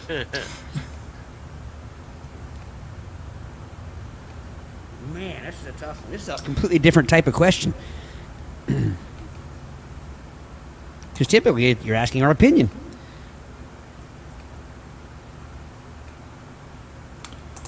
We've done 3 questions, Gary. This is number 3. Well, this is number 4. It's 2-1. Andy late to the boat there. Todd has the idea with beer. Brady still got the point, though. And welcome, Andy. I know we've seen you here before, but... no, Brady was 2 up. Oh, okay. Can you ask the question again? I want to hear the wording again. Tell the group a mind-blowing fact, and I'm going to make an executive decision. The fact must be correct. Mind-blowing fact that you know, best fact wins.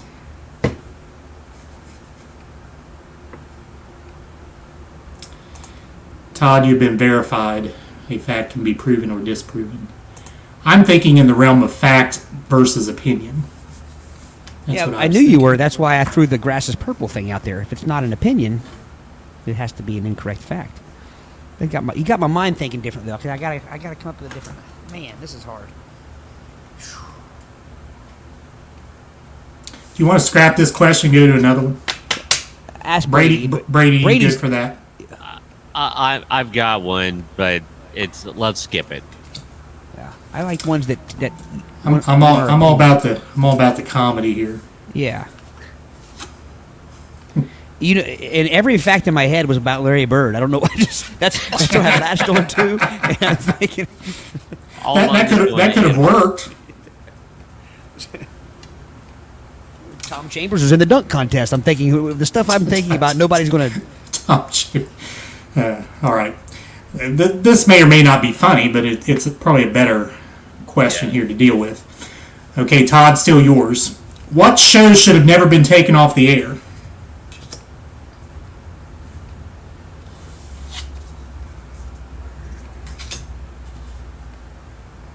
Now, are we saying taken off the air because it was canceled, or just it ended? Like it ended, like it's... Play it as you will. Okay. What show should have never been taken off the air? King of Queens. Okay. And your reasoning? It was good. I felt like it had some more life. I feel like it could still be relevant. Although ever since Jerry Stiller died, that would be. But they could have dealt with that in the show. So, yeah. Does change the dynamic, though. It was also one of the earlier, and actually I'm probably going to just talk myself right out of another point here, but it was one of the early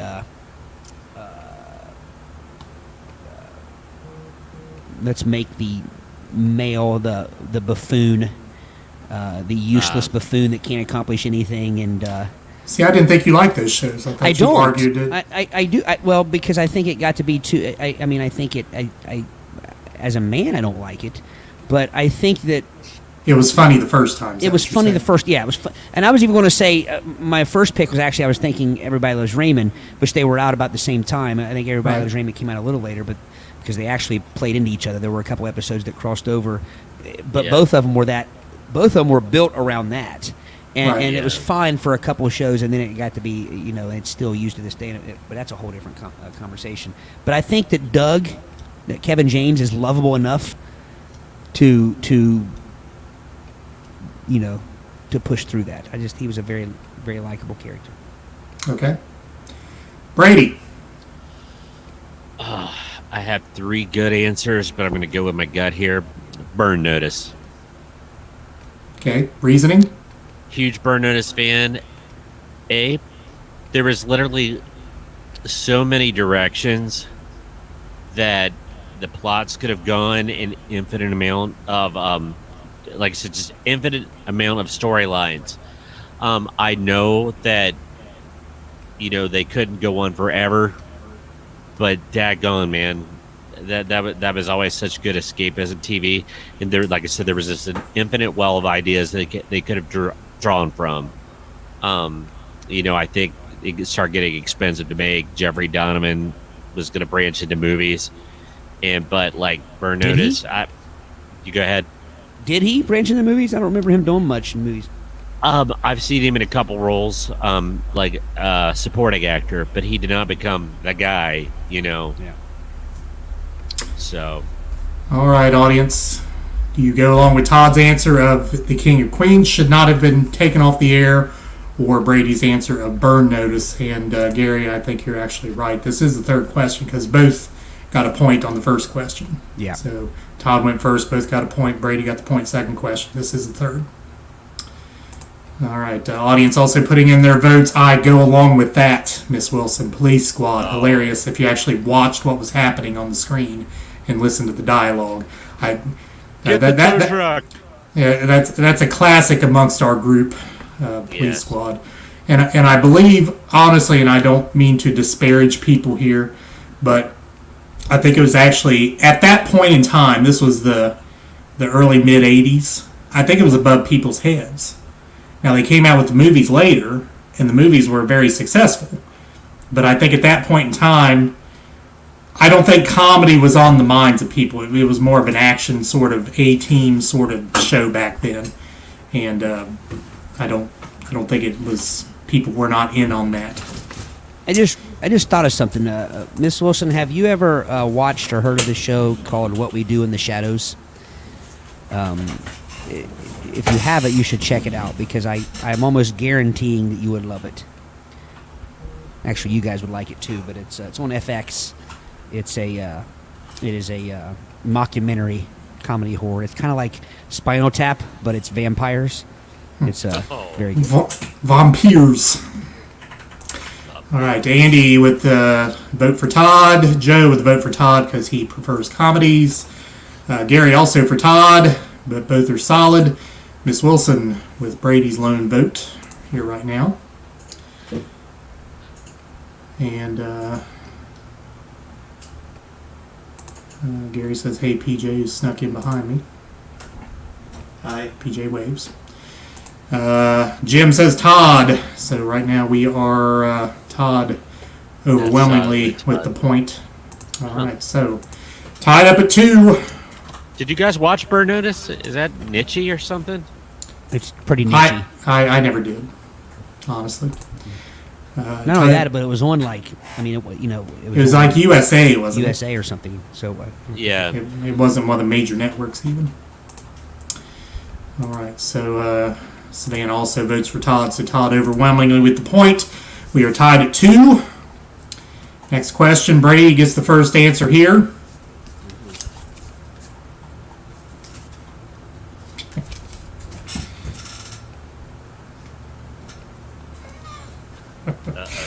And some of these cards, and we've kind of modified the game here. Some of these cards are, and you may have remembered me saying this last time we played. They're called mind fornicators, but not that F word.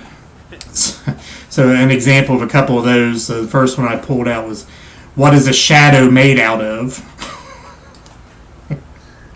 And this one I just pulled out says, "Since we don't see air, do fish not see water?"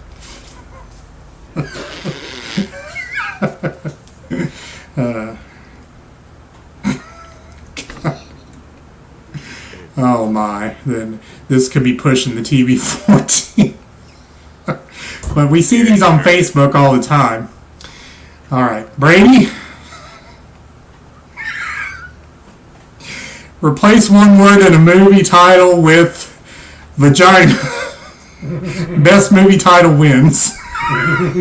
Can I do this?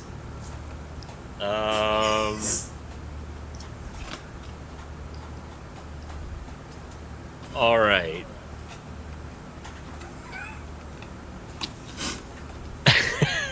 Oh man. Okay.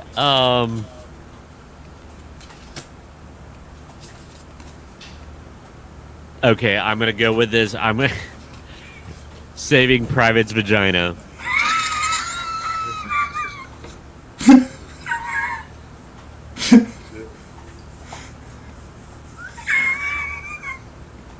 Todd is deep in thought. Can we come up with like 5 and then pick the best group of them because it's so hard to just come up with one. You got to pick your best one.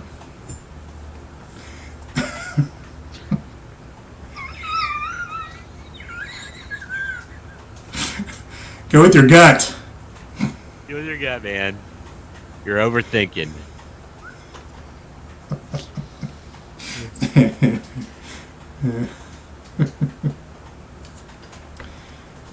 By the way, Brady, you got a late vote from Gary. Burn Notice, good supporting. Well, no, he had voted for Todd, but he gave kudos to your Burn Notice there. Bruce Campbell's the man. All right, Todd. Need an answer. One Flew Over the Cuckoo's Vagina. All right, audience.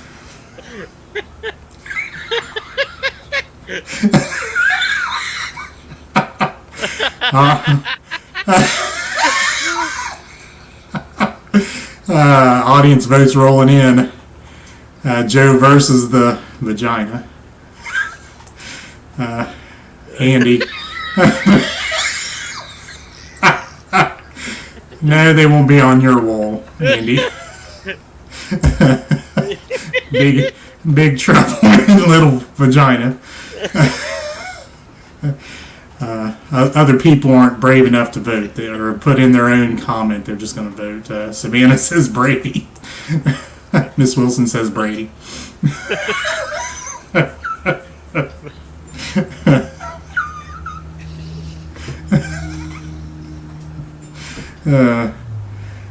Come on, audience.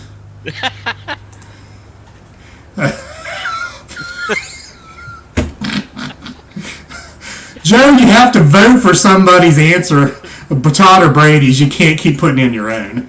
I like how you prefaced it with 3, though. The first 2. Gary says Todd. Andy says Todd. I was going to go with Willy Wonka in the Vagina Factory. Joe says Brady. Andy says, I got to be honest, I kissed the answers. I was laughing so hard at mine. I think he means missed the Yes, he meant miss there. Cracked himself up and didn't vote. So. Something just struck me funny about a cuckoo's vagina.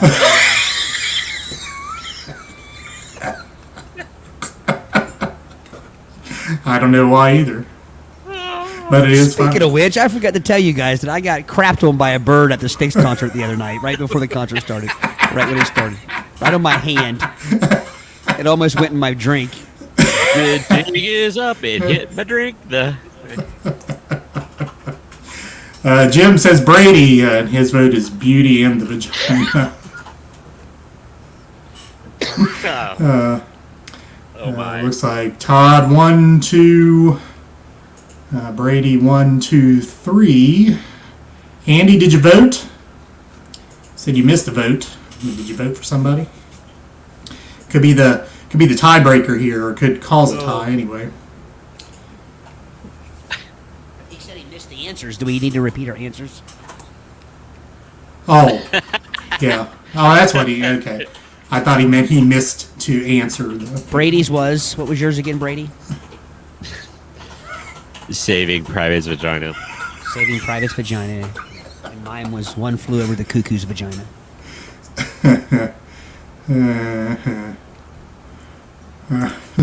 Yeah, Joe wants to know what graphics would be used to promo this podcast. That's up to Brady. Skipping. Skipping. And he says Brady. So we have a tie. John, on a serious, got a topic for you guys. Simpsons TV show, how they predicted so much. Just throwing one out there. You know, we put that in the. That is a good topic. That is a good one. John, do you have a vote? Todd or Brady? You can break the tie here. Vagina 2, Electric Boogaloo. Got to vote Vagina Park 3, A New World. All right, we're sitting at a tie. John, we'll give you a few more seconds here to break the tie. John says Todd. Todd gets the point. Circle gets the square. Right. Okay. 3-2, Todd. That is an endless. That could. My head's still thinking about it for that one. It's going to be. Got to shift gears now. All right. So back to the body parts. Todd. Choose a body part to replace with another body part. What parts do you choose?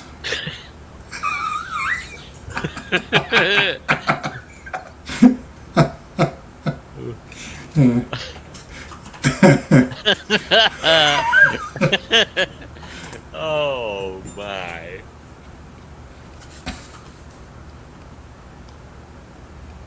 Go with the dad joke. My butt, because mine's got a crack in it. Now you have to swap body parts. That's the question. Okay, so we have to. So we would take one body part off and add a new body part where that body part was. Yeah, you like swap body parts. Move this one here, move that one there. Oh, so we're swapping completely. Okay, I thought that's the way that's the way I take it. Okay, Says, I was thinking you throw one away. So that makes it more challenging because you still have to use both body parts. Well, I guess it could be yours too here because it says choose a body part to replace with another body part.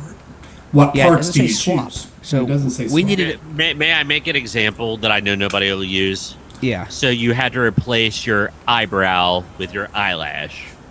So the eyebrow goes away and the eyelash slides into that position. Yeah, but we're not thinking so far ahead that we have to think now where the eyelash once was. You have the second part of that swap. No, That's just what the I'm first confused round. about. Yeah, Okay. yeah. I think I've actually seen examples of that, Brady. It was like two woolly worms fighting the brow.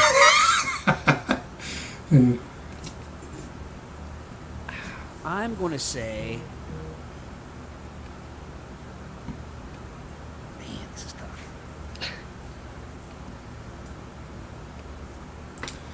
And Gary does make a good point here. Nose and belly button have already been used. Yeah.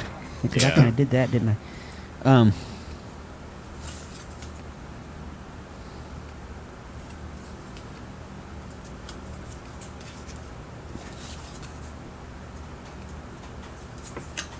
So I guess I couldn't swap my right nipple for my left nipple, so then it would be none the wiser if I would ever know.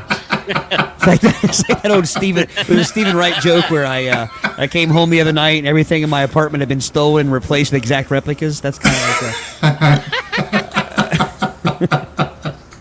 Oh, let's see.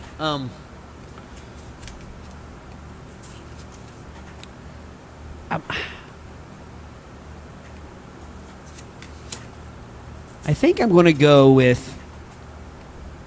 I want to swap. Okay, so I want to try to explain this. If I could swap one foot and one hand. So I would have a foot where my one hand used to be, and my hand where my one foot used to be. So you could pick crap up without bending over. Yeah, that's exactly right. You would be the ultimate. You would be the most useful person on the planet, and for scratching purposes. Think about it.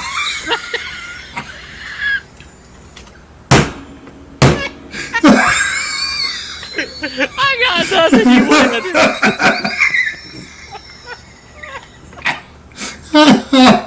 That is pretty good. That is a well thought out answer there. That was incredibly great. Do you concede the point, Brady? Do you have nothing? I got nothing. I was literally thinking of, yeah, I had nothing. So now let's explore this thing here for a moment. Would you would have to take your shoe off to pick anything up? Yeah, You'd have a modified glove foot or glove shoe. Well, and honestly, I would want my right foot, because I'm right-footed and right-handed. So I would want my right. If I put my right foot, but no, then I'd end up with two left. I get the left foot and the left hand. So I think you would still want to swap your left foot with your left hand. Otherwise, I think you would defeat the purpose. You would lose anything you would gain if you ended up with a left hand and a left, or a left hand and a left foot up here. Yeah. Yeah. So imagine how much damage you could do to somebody if you swapped them upside the head with your foot, like swinging it like a fist. Oh man. You'd be Well so done. useful as a lifeguard. You could just stick your leg in and grab somebody.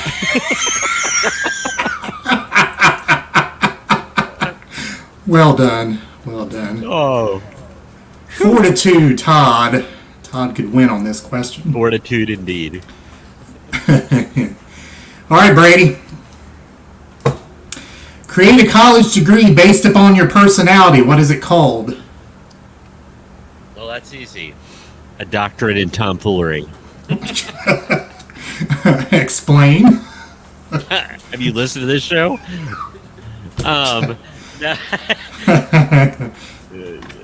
No, I guess it would be, yes, a doctorate of tomfoolery. and you would be trained and brought up on how to lighten any situation, usually with some kind of ridiculous, absurdist notions. So if you did your thesis on a doctorate of tomfoolery, what would the subject of your thesis be? It would be why verbal tomfoolery can be just as funny as physical tomfoolery, and how physical tomfoolery will recede from the brain much quicker than somebody has verbally said. So the staying power of spoken tomfoolery over the physical Jerry Lewis-like tomfoolery. Very good. Thank Todd? you. Yeah. Well, mine would be a doctorate also, but you would not have to call me doctor. In fact, I would demand that you not call me doctor. I'm going to have to go with a doctorate in sarcasm. Okay, explain. Well, I'm a pretty sarcastic person. I know that a lot of people say, like, you shouldn't use sarcasm with people. You shouldn't use sarcasm. I think that is. Whenever I see that, now I will give you, in our line of work, there's an age of student that sarcasm doesn't work on. Yeah, they don't get it. I disagree about that age with some people. And I think it depends on the individual. The individual. Right. But I've even seen that, in reading as far as books about marriage and books about different things like that, or not books so much, but just like social media posts from quote unquote experts and things like that. And I'm always, when I see that, I'm always like, that is insulting to the other person. Take you guys, for instance. If someone were to say, good friends aren't sarcastic with each other, that's insulting you guys by saying you don't understand it's sarcasm. You're not intelligent enough to understand that I'm being sarcastic. So that's one thing. I'm a sarcastic person, and I like when people are sarcastic with me, because I think it's insulting to assume that someone cannot grasp sarcasm. But I think sarcasm has a lot to do with most of our humor. So, coming up through college, Kentucky put out a statewide teacher evaluation, and one of the points of it said, uses sarcasm to negative effect. So it didn't say you couldn't use sarcasm. It just not to negative effect. Yeah. Right. To not make someone look bad or feel bad or whatever. So yeah. But I like believe with each sarcasm. other, think about it. We purposely use sarcasm to try to make each other look bad and look. Indeed. You got to know your audience. But I assume if I have a doctorate degree in that, then I'm an expert in the field and I know my audience at all times. So I'm going to say a doctorate in sarcasm. So what would your thesis be?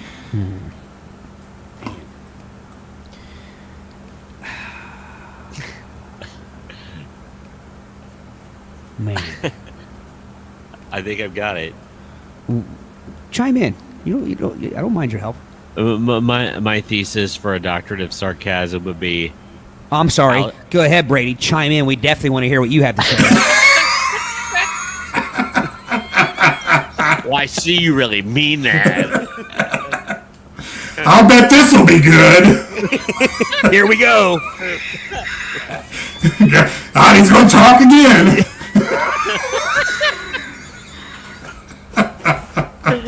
Oh, this is way too much fun.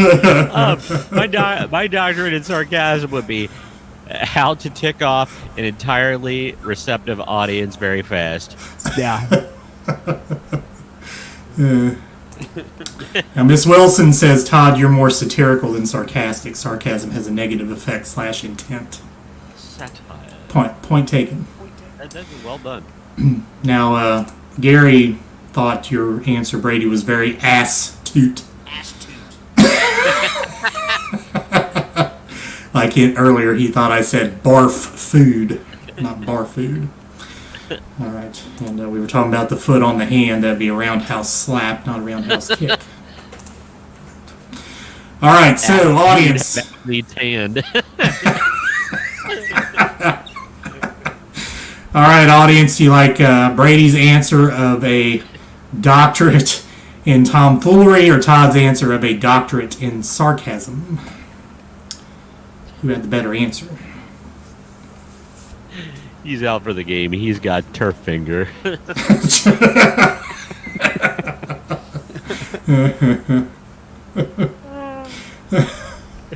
I have been thinking ever since we talked about the reconstruction of shoes and how they would look with a hand. Brady used to wear those gloved. Yeah. Yeah. But those would work well with the hand, but putting those things between your toes, like, ugh. Yeah, it is one of those things that would work better in theory because I was going to use them for like water shoes, you know. And Well, I imagine it took you half the day to get them on. Because especially with your toes. You only had about 2 of those hole slots, or those toe slots filled. Yeah. I'll have to do that on the podcast one night. Should just pan down to Brady's feet. A video of Brady putting on those webbed The feet. FCC would be on us in a heartbeat. All right, Miss Wilson, Todd. We talked about that. I said you're more satirical. Andy votes for Todd. Joe votes for the sarcasm and Todd. Miss Wilson, Brady for the fun of it. Gary, That's Brady like a for the pity fun of vote, it. Brady. Jim says Brady. Oh. So looking like Brady will get that point. Unless, I didn't see that one coming. I don't think. see that one coming. I don't know if the Browns are still in the room. If they voted yet, they could make the difference here. Browns, do you have a vote? Savannah and John. Brady's got it so far. What is it, 3-2? It's 4-3. No, I meant Brady. all votes. Oh yeah, 3-2.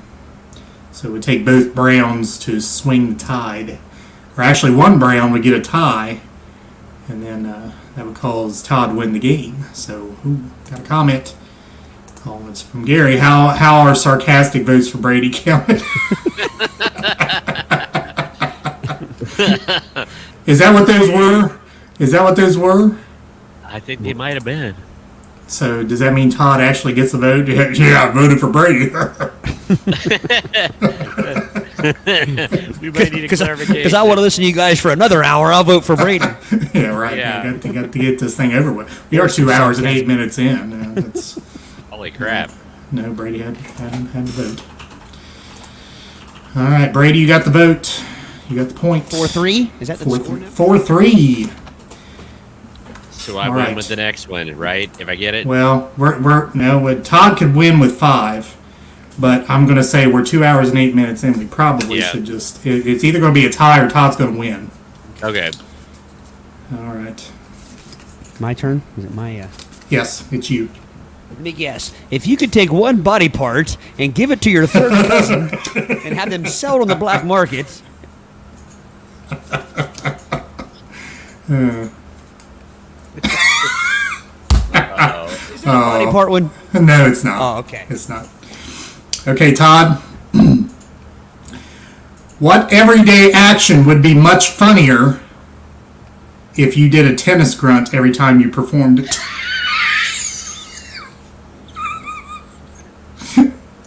In some actions, you may actually do a tennis grunt when you perform.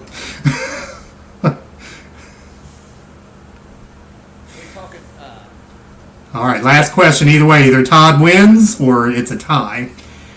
What everyday action would be much funnier if you did a tennis grunt every time you performed it? Swallowing. Yeah. I was going to say, can you give us an example? He just did. No, I want to see you do it.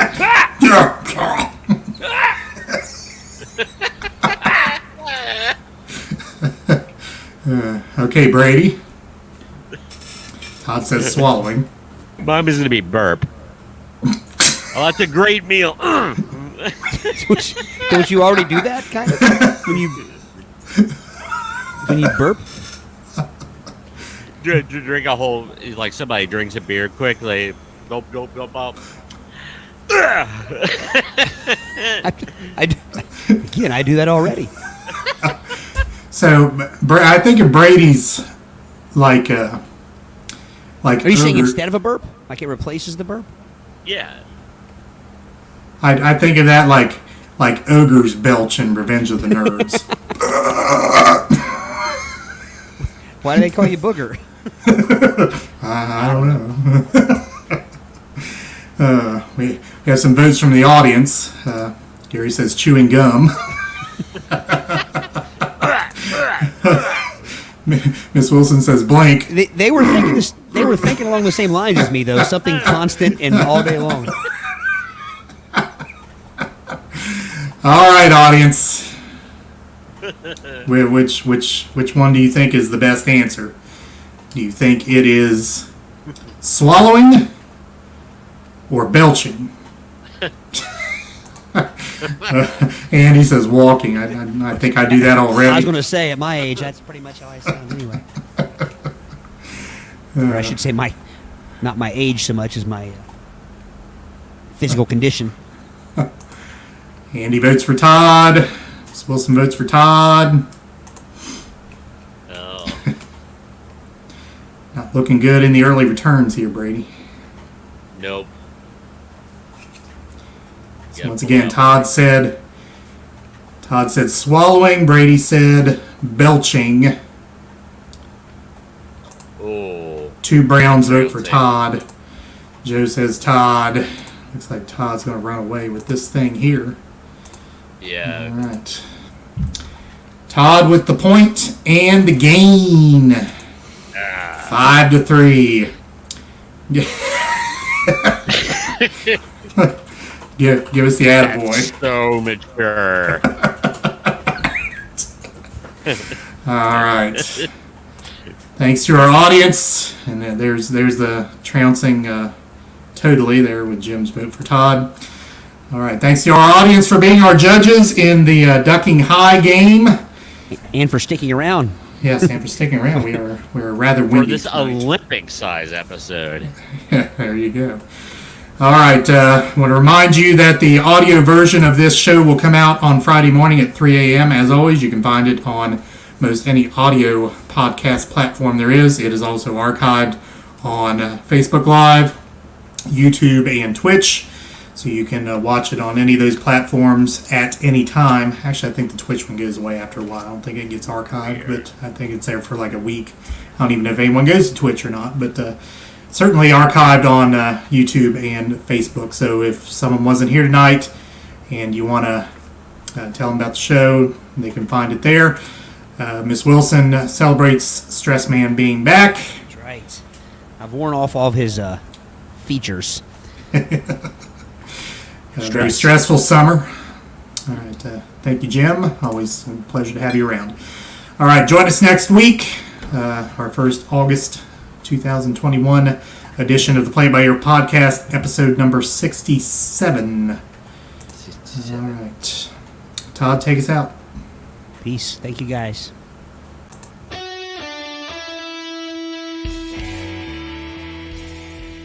Thanks for listening to the Play It By Ear podcast.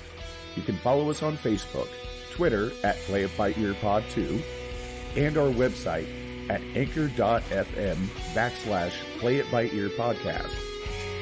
Thanks again, and join us next time as we play it by ear.